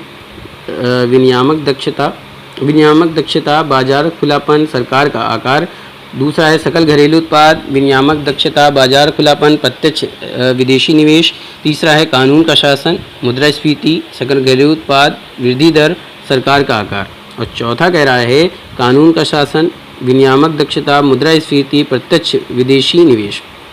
तो किस देश की, किसी भी देश की अगर हम बात करें, अगर वहाँ की आर्थिक स्वतंत्रता की गणना करना हो तो किसका उपयोग किया जाएगा? तो जिसका उपयोग किया जाएगा वो आपको बताना है। जी हाँ दोस्तों, बिल्कुल सही उत्तर आपने दिया है। जितने लोगों ने भी सही उत्तर दिया है बिल्कुल सही है। तो इसका उत्तर हो जाएगा कानून का शासन, नियामक दक्षता, बाजार खुलापन, सरकार का आकार। उत्तर हो जाएगा ए विकल्प। तो A is the right answer for this question, और ये क्या हो जाएगा? इंपॉर्टेंट हो जाएगा। अगला प्रश्न क्या है? प्रश्न को ध्यान से देखिए दोस्तों। प्रश्न कह रहा है भारत की निम्नलिखित पंचवर्षीय योजनाओं में से किस में मानव विकास को विकास प्रयासों के मूल रूप में मान्यता दी गई है?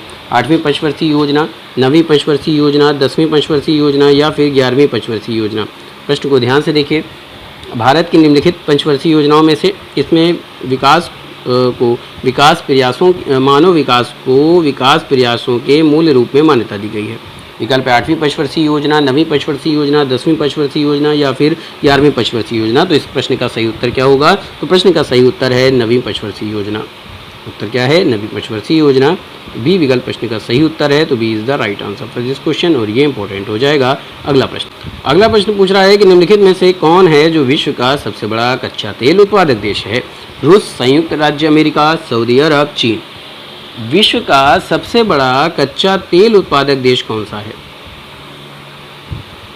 तो सबसे बड़ा कच्चा तेल उत्पादक देश जो है भारत विश्व में, तो वो है संयुक्त राज्य अमेरिका। कौन है प्यारे दोस्तों? संयुक्त राज्य अमेरिका है। तो बी विकल्प प्रश्न का सही उत्तर हो जाएगा। तो B is the right answer for this question, और ये क्या हो जाएगा? इंपॉर्टेंट हो जाएगा।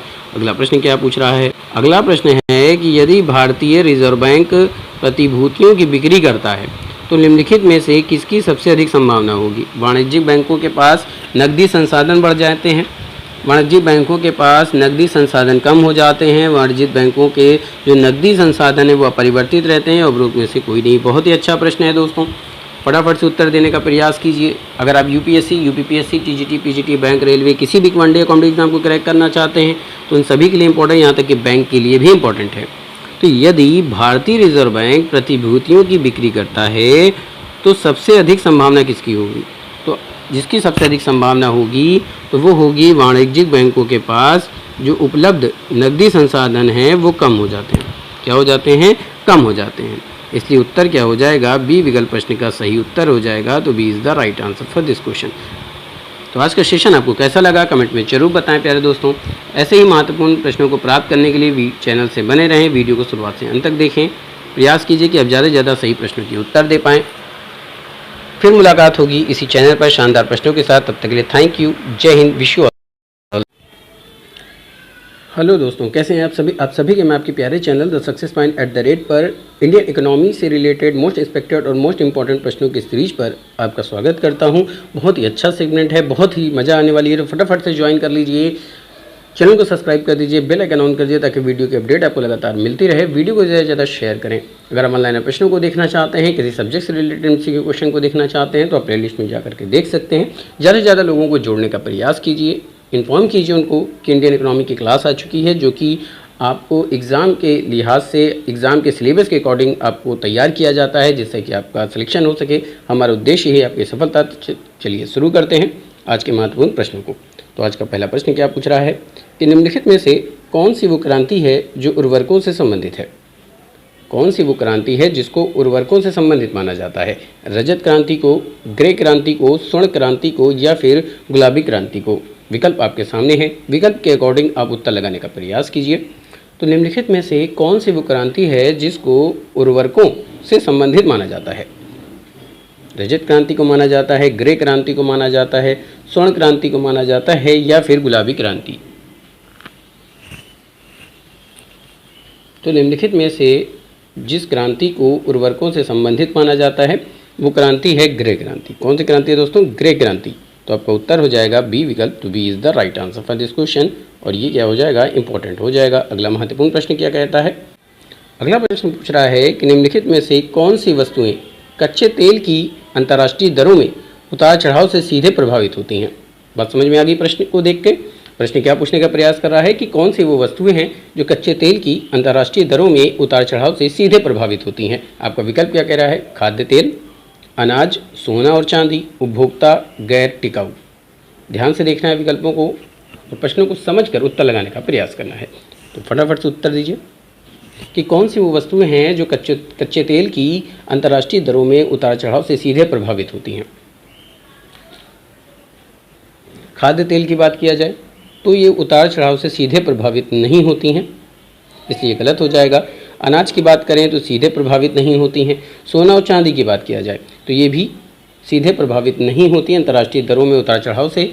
तो जो अंतर्राष्ट्रीय दरों में उतार चढ़ाव से सीधे प्रभावित होती हैं वो होगा उपभोक्ता गैर टिकाऊ वस्तुएं। बात समझ में आ गई? उपभोक्ता गैर टिकाऊ वस्तुएं वो होती हैं जो कच्चे तेल की अंतर्राष्ट्रीय दरों में उतार चढ़ाव से सीधे प्रभावित होती हैं।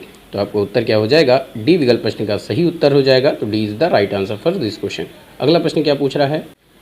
अगला प्रश्न पूछ रहा है कि मुद्रास्फीति को नियंत्रित करने के लिए निम्नलिखित में से कौन सा उपाय है जो भारतीय रिजर्व बैंक के द्वारा किया जा सकता है या भारत सरकार के द्वारा नहीं? बात समझ में आ गई?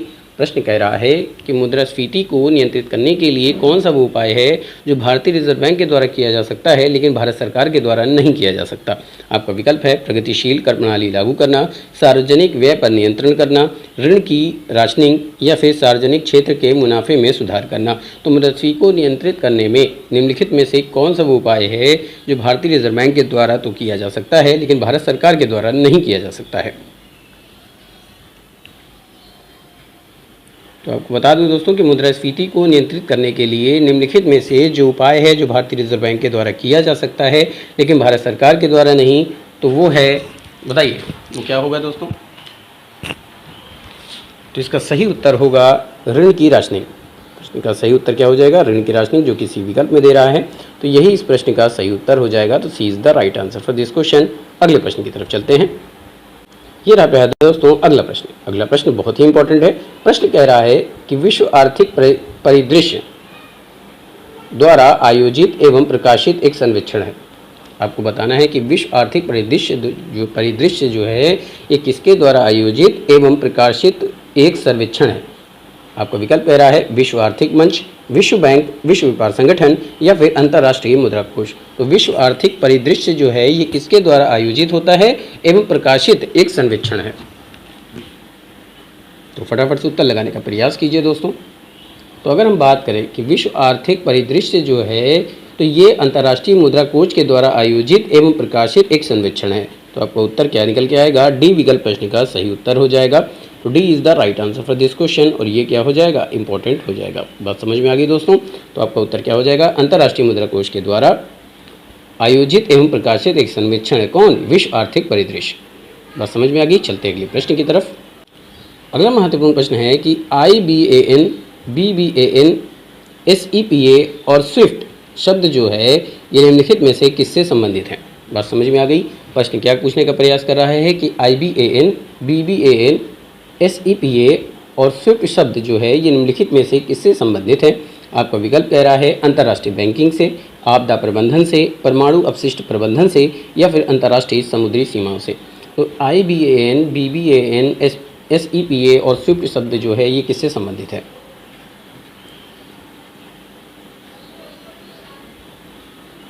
तो ये संबंधित है प्यारे दोस्तों, किससे संबंधित है? तो IBAN हो या चाहे BBAN हो या SEPA हो या स्विफ्ट शब्द हो, ये सारे संबंधित होते हैं अंतर्राष्ट्रीय बैंकिंग से। किससे संबंधित होते हैं? अंतर्राष्ट्रीय बैंकिंग से संबंधित होते हैं। तो आपका उत्तर हो जाएगा ए विकल्प। तो A is the right answer for this question, और ये क्या हो जाएगा? इंपॉर्टेंट हो जाएगा। बस समझ में आ रही है? ऐसे ही शानदार महत्वपूर्ण प्रश्नों को प्राप्त करने के लिए चैनल से बने रहें, जुटे रहें, मेहनत करते रहें। मेरी ईश्वर से प्रार्थना है कि आप सबका सिलेक्शन हो। आगे सीखते हैं। अगला महत्वपूर्ण प्रश्न है कि आवास ऋण से संबंधित शिकायतों से पीड़ित ग्राहकों के लिए सार्वजनिक शिकायत प्रणाली बनाने में निम्नलिखित में से किस समिति की महत्वपूर्ण भूमिका है? प्रश्न क्या है कि आवास ऋण से संबंधित जो शिकायतें हैं इससे पीड़ित ग्राहकों के लिए सार्वजनिक शिकायत प्रणाली बनाने में निम्नलिखित में से किस समिति की महत्वपूर्ण भूमिका रही है? आपका विकल्प कह रहा है गोईपोरिया समिति, जिलानी समिति, मित्रा समिति, या फिर रंगराजन समिति। आवास ऋण से संबंधित शिकायतों से पीड़ित ग्राहकों के लिए एक सार्वजनिक शिकायत प्रणाली बनाई गई है, और इस प्रणाली के लिए किस समिति की महत्वपूर्ण भूमिका है? आपका विकल्प एक बार फिर से रिपीट कर देता हूँ। गोईपोरिया समिति, जिलानी समिति, मित्रा समिति, या फिर रंगराजन समिति।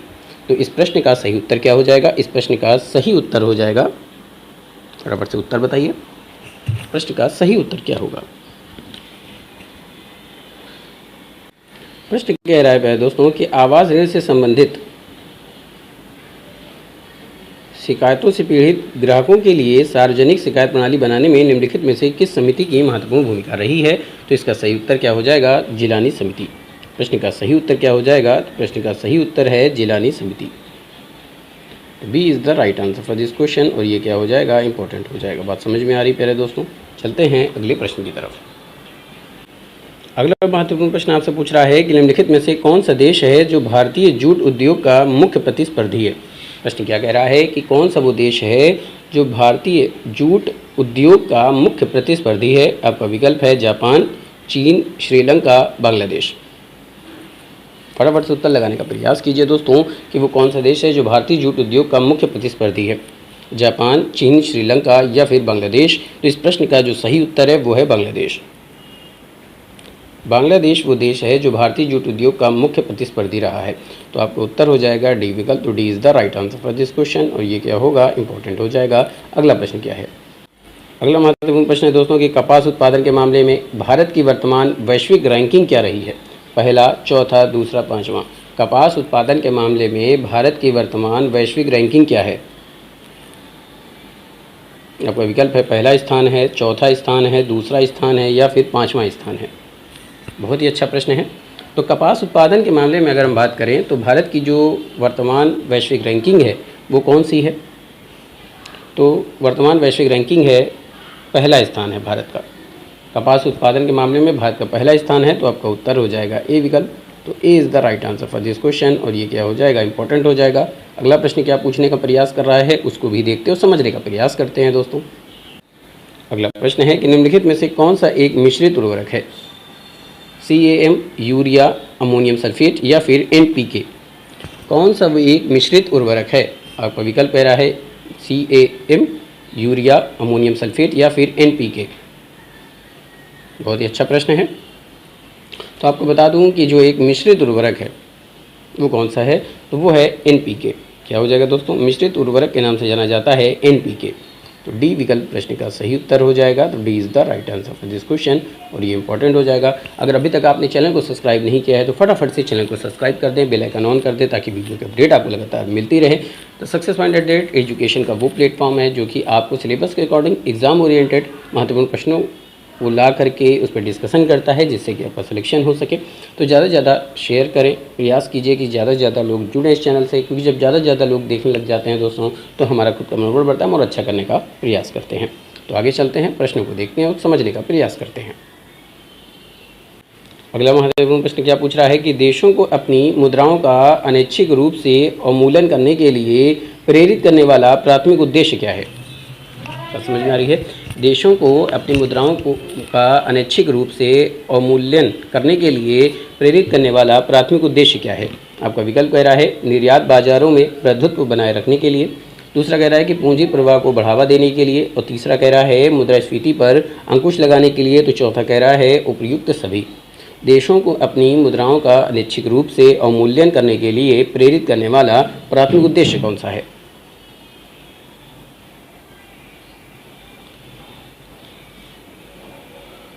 तो इसका प्राथमिक उद्देश्य है निर्यात बाजारों में प्रभुत्व बनाए रखने के लिए। क्या कह रहा है, निर्यात बाजारों में प्रभुत्व बनाए रखने के लिए इसका प्राथमिक उद्देश्य है। बात समझ में आ रही है। तो प्रश्न का उत्तर क्या हो जाएगा, ए विकल्प प्रश्न का सही उत्तर होगा। तो A is the right answer for this question और ये क्या हो जाएगा, इंपॉर्टेंट हो जाएगा। अगला प्रश्न क्या है, अगला महत्वपूर्ण प्रश्न आपसे क्या पूछ रहा है कि निम्नलिखित में से कौन सा तरलता जाल को इंगित करता है। आपका विकल्प है विस्तारवादी मौद्रिक नीति आर्थिक विकास को प्रोत्साहित नहीं करती है, खुले बाजार के संचालन के परिणाम स्वरूप ब्याज दरों में कमी आती है, सरकार धन की आपूर्ति को विनियमित करने के लिए मौद्रिक नीति की तुलना में राजकोषीय नीतियों को प्राथमिकता देती है, चौथा है सरकार राजकोषीय घाटे को कम करने के लिए बड़े पैमाने पर बहुत सारे प्रयास कर रही है। तो निम्नलिखित में से कौन सा तरलता जाल को इंगित करता है। बहुत ही अच्छा प्रश्न है दोस्तों। इंडियन इकोनॉमी के महत्वपूर्ण क्लास को आप देख रहे हैं और ये क्लास जो है ये UPSC, UPPSC, TGT, PGT, bank, railway हर कॉम्पिटिटिव एग्जाम को क्रैक करने में आपकी महत्वपूर्ण भूमिका निभाएगी, काफ़ी आपके लिए सहयोगी होगी, उपयोगी होगी। तो फटाफट से ज्वाइन कर लीजिए। तो निम्नलिखित में से कौन सा तरलता जाल को इंगित करता है। इस प्रश्न का सही उत्तर है दोस्तों विस्तारवादी जो मौद्रिक नीति है ये आर्थिक विकास को प्रोत्साहित नहीं करती है, ये इस प्रश्न का सही उत्तर हो जाएगा। तो A is the right answer for this question और ये क्या हो जाएगा, इंपॉर्टेंट हो जाएगा। बात समझ में आ रही। चलते अगले प्रश्न की तरफ। अगला महत्वपूर्ण प्रश्न क्या पूछ रहा है उसको भी देखते हैं। कह रहा है कि भारत में कौन सा राज्य है जो नमक का सबसे बड़ा उत्पादक है। केरल, आंध्र प्रदेश, गुजरात, महाराष्ट्र। भारत में कौन सा राज्य है जो नमक का सबसे बड़ा उत्पादक है। केरल, आंध्र प्रदेश, गुजरात, महाराष्ट्र। बहुत ही अच्छा प्रश्न है दोस्तों। तो भारत में जो राज्य नमक का सबसे बड़ा उत्पादक माना जाता है तो वो राज्य कौन सा है। तो वो राज्य है प्यारे दोस्तों गुजरात। गुजरात राज्य जो है ये नमक का सबसे बड़ा उत्पादक माना जाता है। तो उत्तर आपका सी विकल्प हो जाएगा। C is the right answer for this question और ये क्या हो जाएगा, इंपॉर्टेंट हो जाएगा। अगला प्रश्न क्या है, अगला महत्वपूर्ण प्रश्न क्या है कि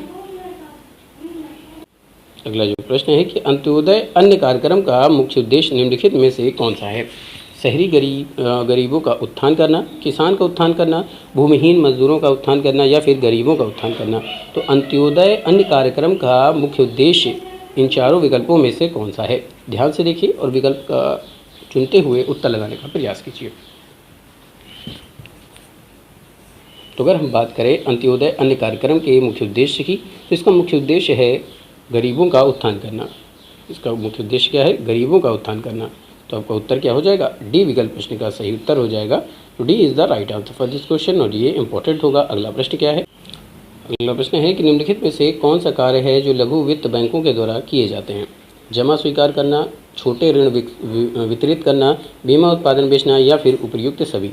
तो कौन सा वो कार्य है जो लघु वित्त बैंकों के द्वारा किए जाते हैं। जमा स्वीकार करना, छोटे ऋण वितरित करना, बीमा उत्पाद बेचना या उपयुक्त सभी। तो जो कार्य लघु वित्त बैंकों के द्वारा किए जाते हैं वो कौन से कार्य हैं।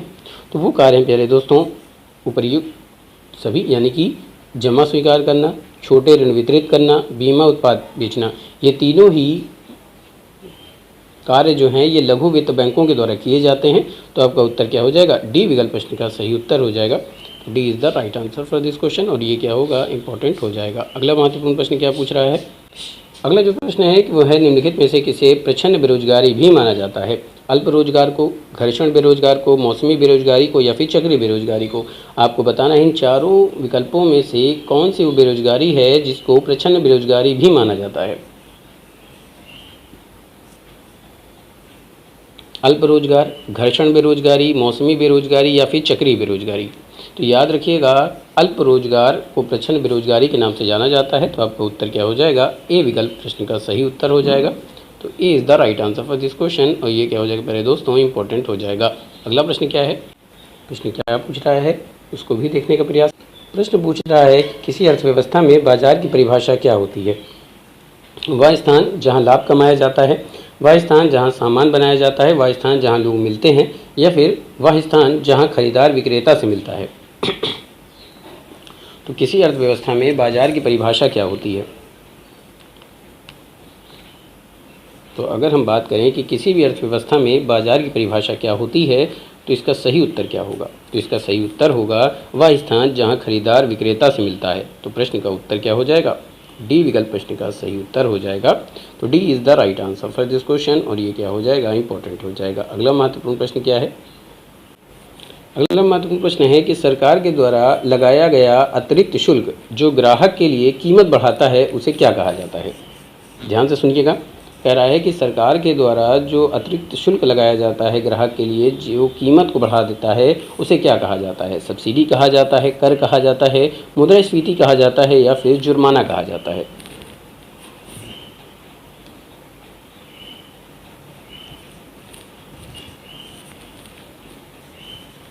ध्यान से देखिए, उत्तर लगाने का प्रयास कीजिए। तो देखिए, सरकार के द्वारा लगाया गया जो अतिरिक्त शुल्क है जो ग्राहक के लिए कीमत को बढ़ा देता है उसे क्या कहा जाता है? तो उसे कहा जाता है कर। उसे क्या कहा जाता है? कर कहा जाता है। क्या कहा जाता है? कर के नाम से जाना जाता है। तो आपका उत्तर हो जाएगा बी विकल्प। तो B is the right answer for this question और ये क्या हो जाएगा? इंपॉर्टेंट हो जाएगा। अगला प्रश्न क्या है?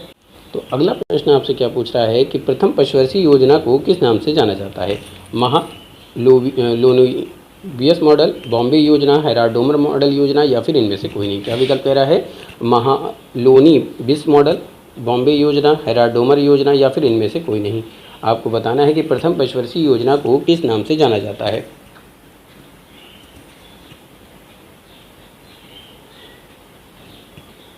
आपका विकल्प है महालोनिबिस मॉडल, बॉम्बे योजना, हेराडोमर योजना या फिर इनमें से कोई नहीं। तो प्रश्न का जो सही उत्तर होगा वो प्रश्न का सही उत्तर क्या हो जाएगा? तो प्रश्न का सही उत्तर है हेराडोमर मॉडल योजना। तो उत्तर क्या हो जाएगा? सी विकल्प प्रश्न का सही उत्तर हो जाएगा। तो C is the right answer for this question और ये क्या हो जाएगा? इंपॉर्टेंट हो जाएगा। अगला महत्वपूर्ण प्रश्न क्या है? अगला महत्वपूर्ण प्रश्न पूछ रहा है कि भारतीय सकल घरेलू उत्पाद में ऑटो घटकों का योगदान कितना है? 4.1%, 2.3%, 3.2% या फिर 5.4%। तो भारतीय सकल घरेलू उत्पाद में ऑटो घटकों का जो योगदान है वो कितने प्रतिशत है? ध्यान से देखिए और विकल्पों के आधार पर उत्तर लगाने का प्रयास कीजिए। भारतीय सकल घरेलू उत्पाद में ऑटो घटकों का जो योगदान है वो कितने प्रतिशत का है? तो आपको बता दूं कि भारतीय सकल घरेलू उत्पाद में ऑटो घटकों का जो योगदान है वो कितना है? 2.3% का। कितना है? 2.3% का योगदान है। तो आपका उत्तर हो जाएगा बी विकल्प। तो B is the right answer for this question और ये क्या हो जाएगा? इंपॉर्टेंट हो जाएगा। अगला प्रश्न क्या है? अगला महत्वपूर्ण प्रश्न है कि भारत से इंजीनियरिंग सामान का सबसे बड़ा आयातक देश कौन सा है? USA, Germany, Japan, Bangladesh. Bharat से इंजीनियरिंग सामान का सबसे बड़ा आयातक देश कौन सा है? यूएसए एवं संयुक्त राष्ट्र अमेरिका, जर्मनी, जापान, बांग्लादेश। तो भारत से इंजीनियरिंग सामान का सबसे बड़ा आयातक देश जो माना जाता है वो संयुक्त राष्ट्र अमेरिका है, यानी कि ए विकल्प, यानी कि यूएसए, संयुक्त राज्य अमेरिका या संयुक्त राष्ट्र अमेरिका कह लीजिए। तो A is the right answer for this question और ये क्या हो जाएगा? इंपॉर्टेंट हो जाएगा। बात समझ में आ गई? तो भारत से इंजीनियरिंग सामान का सबसे बड़ा आयातक देश कौन सा है? USA, United states of America, यानी कि संयुक्त राज्य अमेरिका। अगला जो महत्वपूर्ण प्रश्न है कि विश्व में कोयला उत्पादन में भारत का स्थान क्या है? दूसरा स्थान है, तीसरा स्थान है, चौथा स्थान है या फिर पांचवा स्थान है? विश्व में कोयले के उत्पादन में भारत का कौन सा स्थान है? तो अगर हम बात कर लें कि विश्व में कोयले के उत्पादन में भारत का स्थान क्या है, तो भारत का स्थान आता है, तीसरा स्थान है। भारत का कौन सा स्थान है? तीसरा स्थान है। तो B is the right answer for this question. और ये क्या हो जाएगा? इंपॉर्टेंट हो जाएगा। पहले दोस्तों चलते हैं अगले महत्वपूर्ण प्रश्न की तरफ। ये रहा दोस्तों अगला महत्वपूर्ण प्रश्न। क्या पूछने का प्रयास कर रहा है कि एनएचबी के साथ बनाए गए किफ़ायती आवास कोष की कुल जो आरंभिक राशि है वो कितनी है? ध्यान से देखिए कि एनएचबी के साथ बनाए गए किफ़ायती आवास कोष की जो कुल आरंभिक राशि है वो कितनी है? आपका विकल्प है 3000 करोड़, 10,000 करोड़, 8,000 करोड़ या फिर उपरोक्त में से कोई नहीं। ध्यान से देखिए, प्रश्न कह रहा है कि एनएचबी के साथ जो बनाए गए किफ़ायती आवास है उसकी जो कोष की कुल आरंभिक राशि है वो कितनी है? 3000 करोड़, 10,000 करोड़, 8,000 करोड़ या उपरयुक्त में से कोई नहीं। तो इसका सही उत्तर क्या होगा? इसका सही उत्तर है दोस्तों 10,000 करोड़। राशि कितनी है? 10,000 करोड़। तो बी विकल्प प्रश्न का सही उत्तर हो जाएगा। तो B is the right answer for this question. और ये क्या होगा? इंपॉर्टेंट हो जाएगा। बात समझ में आ रही? चलते हैं अगले महत्वपूर्ण प्रश्न की तरफ। अगला महत्वपूर्ण प्रश्न है कि रियल एस्टेट विनियमन प्राधिकरण की स्थापना कौन करता है? प्रश्न क्या है कि रियल एस्टेट विनियमन प्राधिकरण की स्थापना कौन करता है? केंद्र सरकार करती है, राज्य सरकार करती है, नीति आयोग करती है या उपरोक्त में से कोई नहीं? ध्यान से देखना है, उत्तर लगाने का प्रयास करना है। तो रियल एस्टेट विनियमन प्राधिकरण की स्थापना कौन करता है? केंद्र सरकार करती है, राज्य सरकार करती है, नीति आयोग करती है या फिर उपरोक्त में से कोई नहीं करता? तो रियल एस्टेट विनियमन प्राधिकरण की जो स्थापना है वो कौन करता है? तो वो करता है राज्य सरकार। राज्य सरकार जो है ये रियल एस्टेट विनियमन प्राधिकरण की स्थापना करता है। तो आपका सही उत्तर क्या हो जाएगा? बी विकल्प प्रश्न का सही उत्तर है। तो B is the right answer for this question. अगला प्रश्न क्या है? अगला जो प्रश्न है कि जनगणना 2011 के अनुसार किस राज्य की साक्षरता दर जो है वो सबसे कम है? उड़ीसा राज्य की, बिहार राज्य की, झारखंड राज्य की या फिर पश्चिम बंगाल राज्य की? जनगणना 2001 के अनुसार किस राज्य की जो साक्षरता दर है वो सबसे कम रही है? उड़ीसा राज्य की, बिहार राज्य की, झारखंड राज्य की या फिर पश्चिम बंगाल की? तो जनगणना 2011 के अनुसार जिस राज्य की साक्षरता दर जो है वो सबसे कम थी तो वो है बिहार राज्य। इसका सही उत्तर क्या हो जाएगा? बिहार राज्य इस प्रश्न का सही उत्तर है। तो B is the right answer for this question. और ये क्या हो जाएगा? इंपॉर्टेंट हो जाएगा। चलते हैं अगले महत्वपूर्ण प्रश्न की तरफ। बहुत ही अच्छा प्रश्न आपसे पूछा जा रहा है कि उच्च शिक्षा पर अखिल भारतीय सर्वेक्षण कौन सी संस्था जारी करती है? उच्च शिक्षा पर अखिल भारतीय सर्वेक्षण जो है वो कौन सी संस्था जारी करती है? नीति आयोग, प्रथम, एनजीओ, मानव संसाधन विकास मंत्रालय या उपरोक्त में से कोई नहीं? तो देखिए, उच्च शिक्षा पर अखिल भारतीय सर्वेक्षण जो संस्था जारी करती है उस संस्था का नाम है मानव संसाधन विकास मंत्रालय। कौन जारी करता है? तो मानव संसाधन विकास मंत्रालय के द्वारा उच्च शिक्षा पर अखिल भारतीय सर्वेक्षण रिपोर्ट जारी की जाती है। तो आपका उत्तर क्या हो जाएगा? सी विकल्प प्रश्न का सही उत्तर है। तो C is the right answer for this question. और ऐसे ही महत्वपूर्ण प्रश्नों को प्राप्त करने के लिए चैनल से बने रहें, चैनल से जुड़ें, चैनल को सब्सक्राइब करें, बेल आइकन ऑन करें ताकि वीडियो की अपडेट आपको लगातार मिलती रहे।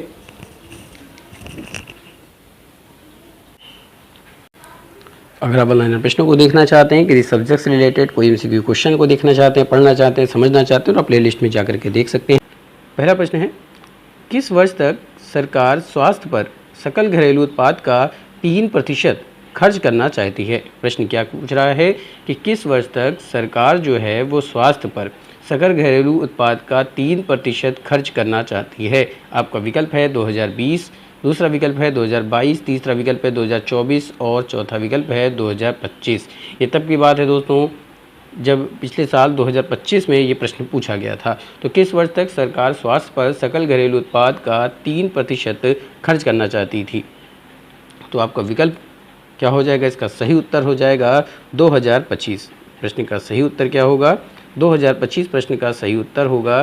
तो D is the right answer for this question. और ये क्या होगा प्यारे दोस्तों? इंपॉर्टेंट हो जाएगा। चलते हैं अगले महत्वपूर्ण प्रश्न की तरफ। अगला महत्वपूर्ण प्रश्न है कि भारतीय सिनेमा के पिता के रूप में किसे जाना जाता है। आपका विकल्प है डी दाबके को, दादा साहेब तोड़गे को, या फिर दादा साहेब फाल्के को, या फिर सत्यजीत रे को। प्रश्न क्या है दोस्तों कि भारतीय सिनेमा के पिता के रूप में किसे जाना जाता है। आपका विकल्प है डी दाबके, दादा साहेब तोड़गे, दादा साहेब फाल्के, या फिर सत्यजीत रे। बहुत ही अच्छा प्रश्न है दोस्तों, बहुत ही आसान प्रश्न है। ये आपके किसी भी कॉम्पिटिटिव एग्ज़ाम जिसको आप क्रैक करना चाहते हैं, जो आपकी मंजिल है, वहाँ तक हम आपको पहुँचाएंगे। हमारा लक्ष्य है आपकी सफलता। तो द सक्सेस पॉइंट @एजुकेशन का वो प्लेटफॉर्म है जो कि हर सब्जेक्ट से रिलेटेड मोस्ट इंपॉर्टेंट और मोस्ट एग्जाम ओरिएंटेड प्रश्नों पर डिस्कशन करके देता है, जिससे कि आपका सिलेक्शन हो सके। तो भारतीय सिनेमा के पिता के रूप में किसे जाना जाता है। तो भारतीय सिनेमा के रूप में दादा साहेब फाल्के को पिता के रूप में जाना जाता है। बात समझ में आ रही दोस्तों। भारतीय सिनेमा के पिता के रूप में किसे जाना जाता है, तो दादा साहेब फाल्के को जाना जाता है। तो आपका विकल्प हो जाएगा सी। विकल्प प्रश्न का सही उत्तर है, तो C is the right answer for this question. अगला प्रश्न क्या है। अगला महत्वपूर्ण प्रश्न है कि भारत के सकल घरेलू उत्पाद में खुदरा उद्योग का योगदान कितना है। 13% का, 10% का, 21% का, या फिर 15% का। ध्यान से देखना है कि भारत के सकल घरेलू उत्पाद में खुदरा उद्योग का योगदान कितना है। 13% का है, 10% का है, 21% का है, या फिर 15% का है।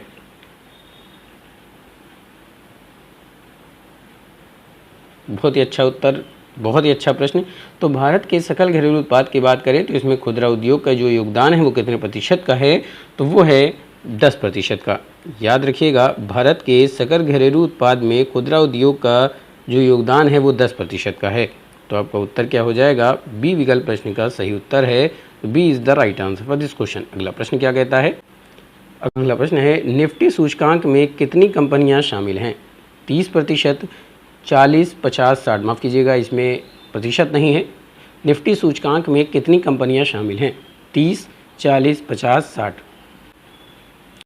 जब तक सफल न हो नींद चैन को त्यागो तुम, संघर्ष का मैदान छोड़कर यूं न भागो तुम, यूं ही करने वाले की हाहाकार नहीं होती, कोशिश करने वाले की कभी हार नहीं होती। तो आपको कोशिश करते रहना है और लगे रहना है, क्योंकि संघर्ष से ही सफलता मिलती है दोस्तों, और सफलता उन्हीं को प्राप्त होती है जिनके अंदर धैर्य, मेहनत और आत्मविश्वास होता है। तो निफ्टी सूचकांक में कितनी कंपनियां शामिल हैं। 30, 40, 50, 60। तो इस प्रश्न का जो सही उत्तर होगा वो होगा 50। निफ्टी सूचकांक में 50 कंपनियां शामिल हैं, तो इस प्रश्न का उत्तर हो जाएगा 50, जो कि सी विकल्प में है। तो C is the right answer for this question. और ये क्या हो जाएगा पहले दोस्तों, इंपॉर्टेंट हो जाएगा। अगला प्रश्न क्या कहता है। अगला प्रश्न है कि सेबी का जो मुख्यालय है वो कहाँ स्थित है। दिल्ली में स्थित है, मुंबई में स्थित है, हैदराबाद में स्थित है, या फिर नोएडा में स्थित है। तो सेबी का मुख्यालय कहाँ स्थित है।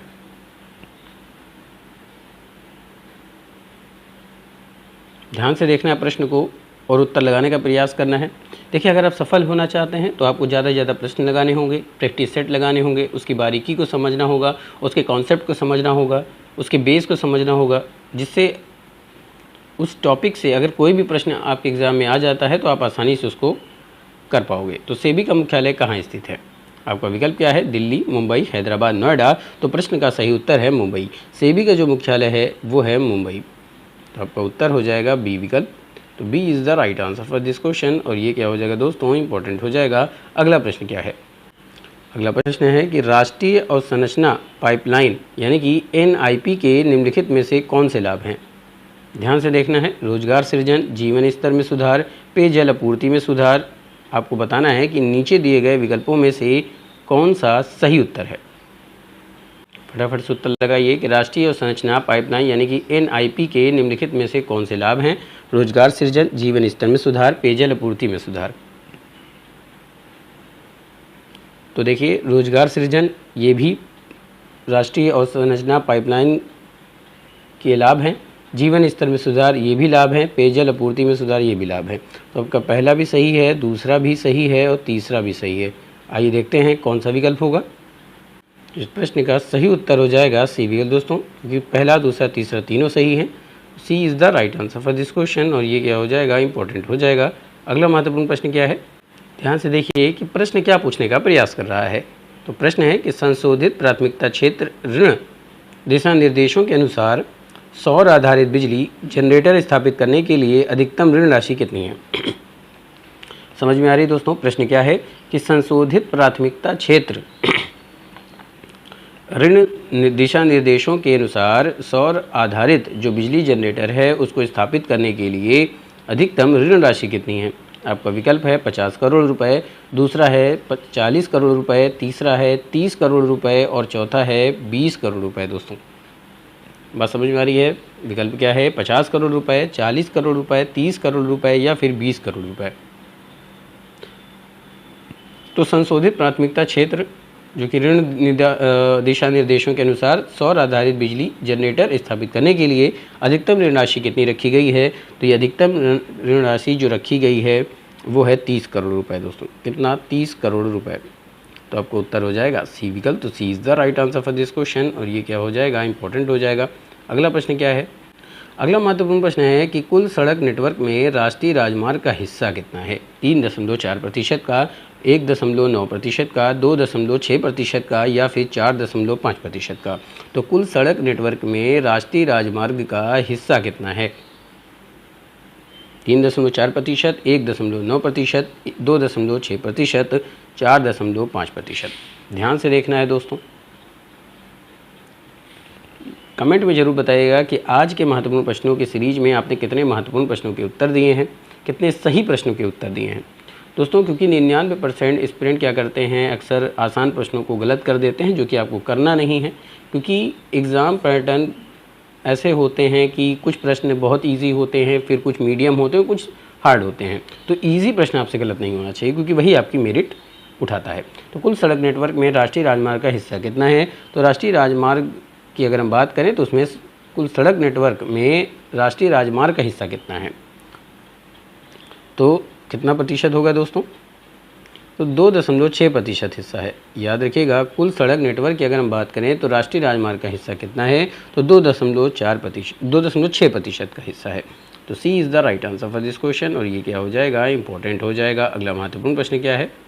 अगला महत्वपूर्ण प्रश्न है कि राज्य राजमार्गों के लिए किस रंग के मील के पत्थर का उपयोग किया जाता है? प्रश्न क्या है? राज्य राजमार्गों के लिए किस रंग के मील के पत्थर का उपयोग किया जाता है? पीला, हरा, लाल, नीला। राज्य राजमार्गों के लिए किस रंग के मील के पत्थर का उपयोग किया जाता है? पीला, हरा, लाल, नीला।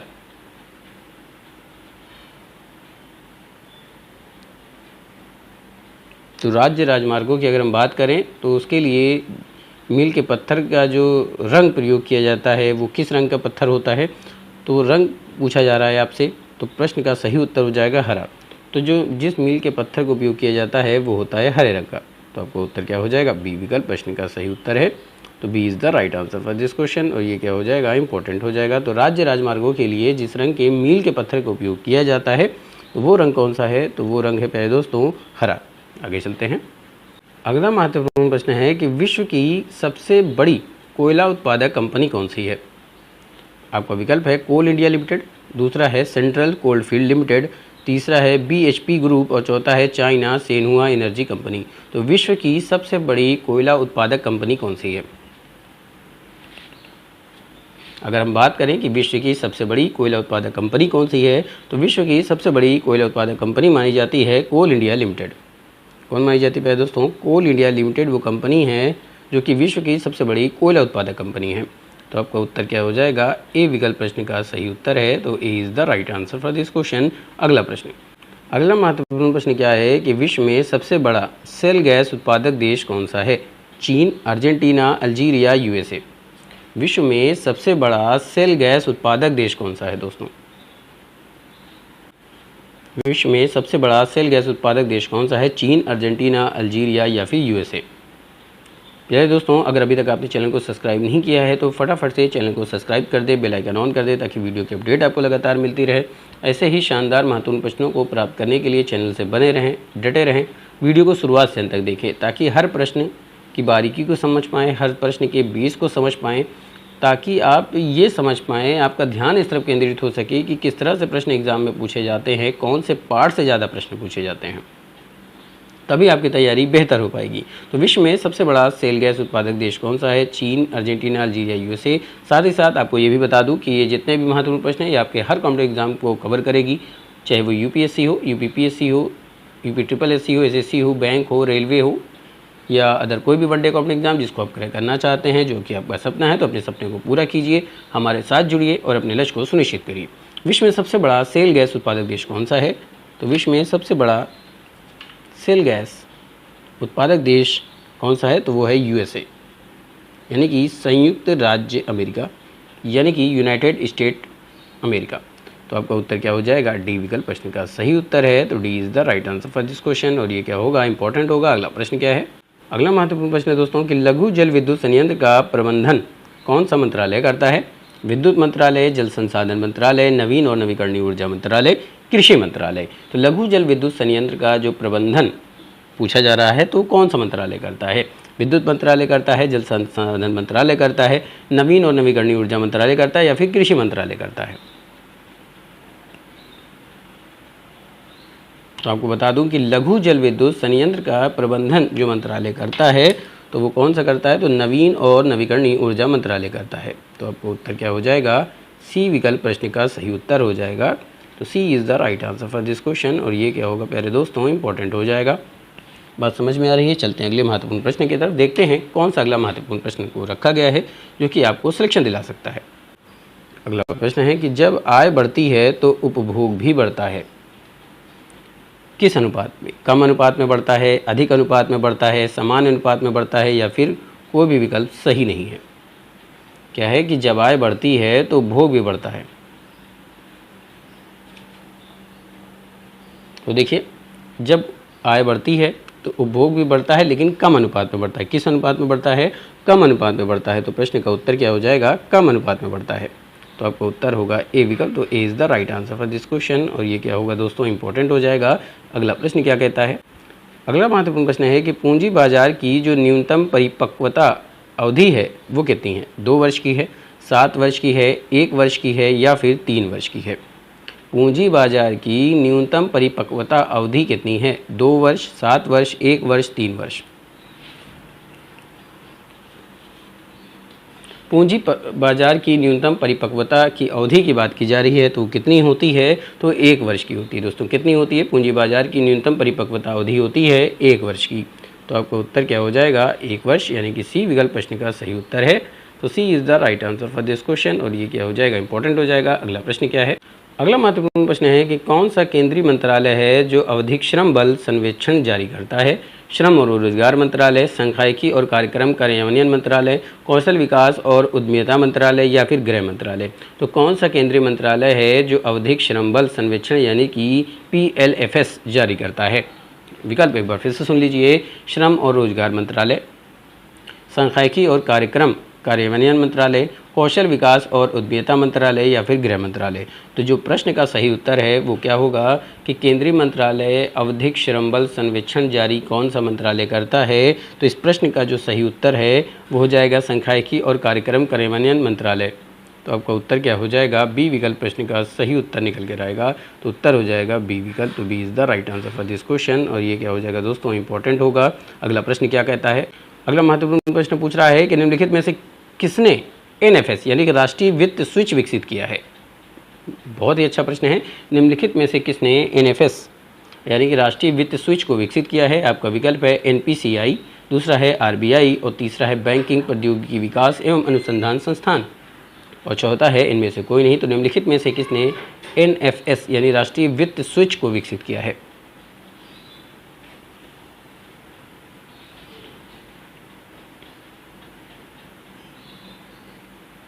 नेशनल फाइनेंस स्विच को विकसित किया है। फटाफट से उत्तर लगाइए। तो इस प्रश्न का जो उत्तर निकल कर आएगा वो होगा बैंकिंग प्रौद्योगिकी विकास एवं अनुसंधान संस्थान। तो आपका उत्तर क्या हो जाएगा? सी विकल्प प्रश्न का सही उत्तर होगा। तो C is the right answer for this question. और ये क्या हो जाएगा दोस्तों? इंपॉर्टेंट हो जाएगा। अगला महत्वपूर्ण प्रश्न क्या है? अगला प्रश्न है कि निम्नलिखित में से कौन भारतीय कृषि बीमा कंपनी को नियंत्रित करता है?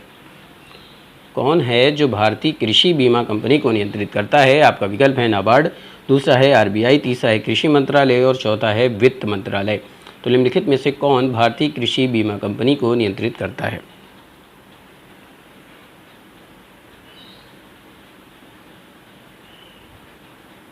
तो भारतीय कृषि बीमा कंपनी को जो संस्था नियंत्रित करती है वो कौन सी है? तो वो है वित्त मंत्रालय। याद रखिएगा, वित्त मंत्रालय जो है ये भारतीय कृषि बीमा कंपनी को क्या करती है, नियंत्रित करती है, यानी अपने कंट्रोल में रखती है। तो आपको उत्तर क्या हो जाएगा, डी विकल्प प्रश्न का सही उत्तर है। तो D is the right answer for this question और ये इंपॉर्टेंट होगा। अगला प्रश्न क्या है, अगला जो महत्वपूर्ण प्रश्न है कि कौन सा राष्ट्रीय राजमार्ग है जो जवाहर सुरंग से होकर गुजरता है। आपका विकल्प है NH44, NH54, NH61, NH41। कौन सा राष्ट्रीय राजमार्ग है जो जवाहर सुरंग से होकर गुजरता है। विकल्प आपके सामने है NH44, NH54, NH61, NH41।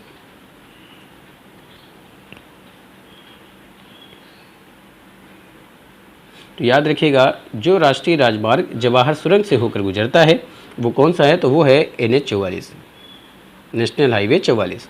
तो A is the right answer for this question और ये भी प्रश्न क्या हो जाएगा, इंपॉर्टेंट हो जाएगा, क्योंकि the success point at the rate उन महत्वपूर्ण प्रश्नों पर डिस्कशन करता है जो कि आपको सफलता दिलाने में काफ़ी महत्वपूर्ण भूमिका निभाएगा। अगला प्रश्न क्या है कि भारत में कौन सा उद्योग है जो सबसे बड़ा कोयला उपभोक्ता है। इस्पात उत्पादन, बिजली उत्पादन, सीमेंट उद्योग, स्पंज आयरन उद्योग। भारत में कौन सा उद्योग है जो सबसे बड़ा कोयला उपभोक्ता है। इस्पात उत्पादन, बिजली उत्पादन, सीमेंट उद्योग या फिर स्पंज आयरन उद्योग। भारत में जो उद्योग है जो सबसे बड़ा कोयला उपभोक्ता माना जाता है तो बिजली उत्पादन का माना जाता है। किसका माना जाता है, बिजली उत्पादन का माना जाता है। तो आपका उत्तर हो जाएगा बी विकल्प। तो B is the right answer for this question और ये प्रश्न क्या हो जाएगा, इंपॉर्टेंट हो जाएगा। अगला महत्वपूर्ण प्रश्न क्या है, अगला महत्वपूर्ण प्रश्न आपसे पूछ रहा है कि निम्नलिखित में से किसे मीठी गैस के नाम से जाना जाता है। प्रश्न क्या है कि कौन सी गैस है जिसको मीठी गैस के नाम से जाना जाता है। Nitrogen, hydrogen sulphide, coalbed gas या फिर लाफिंग गैस। निम्नलिखित में से किसे मीठी गैस के नाम से जाना जाता है। नाइट्रोजन को, नाइट्रोजन सल्फाइड को, कोलबेट गैस को या फिर लाफिंग गैस को। तो देखिए, निम्नलिखित में से जिसे मीठी गैस के नाम से जाना जाता है तो वो है कोलबेट गैस। किसको जाना जाता है, कोलबेट गैस वो गैस है जिसको मीठी गैस के नाम से भी जाना जाता है। तो आपका उत्तर क्या हो जाएगा, सी विकल्प। तो C is the right answer for this question और ये क्या हो जाएगा, इंपॉर्टेंट हो जाएगा। अगला प्रश्न क्या पूछने का प्रयास कर रहा है उसको भी हम देखेंगे और समझने का प्रयास करेंगे। अगला जो प्रश्न पूछ रहा है कि एलपीजी में कौन सी मुख्य गैस मौजूद होती है। Methane gas, propane gas, butane gas या फिर heptane gas. LPG liquid petroleum gas में कौन सी मुख्य गैस मौजूद होती है। Methane gas, propane gas, butane gas या फिर हेप्टेन गैस। फटाफट से उत्तर लगाइए। तो देखिए, एलपीजी यानी कि लिक्विड पेट्रोलियम जो गैस होती है उस गैस में कौन सी गैस मौजूद होती है, तो उसमें जो गैस मौजूद होती है वो होती है ब्यूटेन। कौन सी गैस मौजूद होती है, ब्यूटेन गैस मौजूद होती है। तो उत्तर हो जाएगा ब्यूटेन। तो C is the right answer for this question और ये क्या हो जाएगा, इंपॉर्टेंट हो जाएगा। याद रखिएगा, एलपीजी में जो मुख्य गैस होती है वो होती है ब्यूटेन। अगला प्रश्न है कि बढ़ते प्रतिफल के नियम से क्या अभिप्राय होता है। बढ़ती लागत, घटती लागत, बढ़ता हुआ उत्पादन या फिर बढ़ती आय। तो बढ़ते प्रतिफल के नियम से क्या अभिप्राय होता है, क्या मतलब होता है, क्या तात्पर्य होता है। कई तरह से प्रश्न पूछे जा सकते हैं। तो बढ़ते प्रतिफल की अगर हम बात करें तो बढ़ते प्रतिफल के नियम का जो अर्थ होता है, जो अभिप्राय होता है, जो तात्पर्य होता है वो होता है घटती लागत। क्या होता है, घटती लागत। प्रश्न का उत्तर क्या हो जाएगा, घटती लागत। तो B is the right answer for this question और ये क्या हो जाएगा, इंपॉर्टेंट हो जाएगा। दोस्तों, बात समझ में आ गई। चलते अगले प्रश्न की। अगला जो प्रश्न है कि सामुदायिक विकास कार्यक्रम किस वर्ष शुरू किया गया था। 1950 में, 1952 में, 1951 में या फिर 1953 में। सामुदायिक विकास कार्यक्रम किस वर्ष शुरू किया गया था। सामुदायिक विकास कार्यक्रम की बात करें तो ये वर्ष 1952 में लागू किया गया था। या कब शुरू किया गया था, तो 1952 में शुरू किया गया था। याद रखिएगा, सामुदायिक विकास कार्यक्रम जो है ये प्रथम पंचवर्षीय योजना के अंतर्गत लागू किया गया था 1952 में। तो आपका उत्तर क्या हो जाएगा, बी विकल्प प्रश्न का सही उत्तर है। तो B is the right answer for this question. यहाँ से आपसे एक प्रश्न पूछा जा सकता है कि सामुदायिक विकास कार्यक्रम किस जो है वो किस पंचवर्षीय योजना का हिस्सा थी। तो प्रथम पंचवर्षीय योजना का हिस्सा थी। अगला प्रश्न है कि क्रेडिट कार्ड को किस नाम से जाना जाता है। प्लास्टिक मनी के नाम से, इजी मनी के नाम से, रियल मनी के नाम से या फिर हार्ड मनी के नाम से। तो क्रेडिट कार्ड की बात करें जो आप अक्सर यूज़ करते हैं, तो क्रेडिट कार्ड को हम किस नाम से जानते हैं। प्लास्टिक मनी के नाम से, इजी मनी के नाम से, रियल मनी के नाम से या फिर हार्ड मनी के नाम से। तो देखिए, क्रेडिट कार्ड का जो दूसरा नाम है वो है प्लास्टिक मनी। तो इसका सही उत्तर क्या हो जाएगा, प्लास्टिक मनी। तो A is the right answer for this question. और ये क्या हो जाएगा दोस्तों, इंपॉर्टेंट हो जाएगा। हम क्रेडिट कार्ड को प्लास्टिक मनी के नाम से जानते हैं। अगला जो प्रश्न है कि TDSAT निम्नलिखित में क्या है? एक उपग्रह है, ट्रिब्यूनल है, या फिर टेलीकॉम कंपनी है, या फिर समाज है। TDSAT निम्नलिखित में से क्या है? बहुत ही अच्छा, बहुत ही शानदार प्रश्न है दोस्तों। उत्तर लगाने का प्रयास कीजिए कि TDSAT क्या है। तो देखिए, TDSAT की हम बात करें तो एक ट्यूबनल है। क्या है? यह एक ट्यूबनल है। तो उत्तर हो जाएगा बी विकल्प। तो B is the right answer for this question. और ये क्या हो जाएगा दोस्तों, इंपॉर्टेंट हो जाएगा। आज का सेशन आपको कैसा लगा? आज के सेशन में आपने कितने सही प्रश्नों के उत्तर दिए हैं, कमेंट में ज़रूर बताएं। हमारा प्रयास रहेगा कि हम हर सेशन में और महत्वपूर्ण प्रश्नों को लाएं, उस पर डिस्कशन करें, जो कि आपको आपके लक्ष्य तक पहुंचाने में आपकी मदद करे। तो ऐसे ही पढ़ते रहिए, मेहनत करते रहिए। मेरी ईश्वर से प्रार्थना है कि आप सबका सिलेक्शन हो। फिर मुलाकात होगी इसी चैनल पर महत्वपूर्ण प्रश्नों के साथ। तब तक के लिए थैंक यू। जय Hind. Wish you all the best.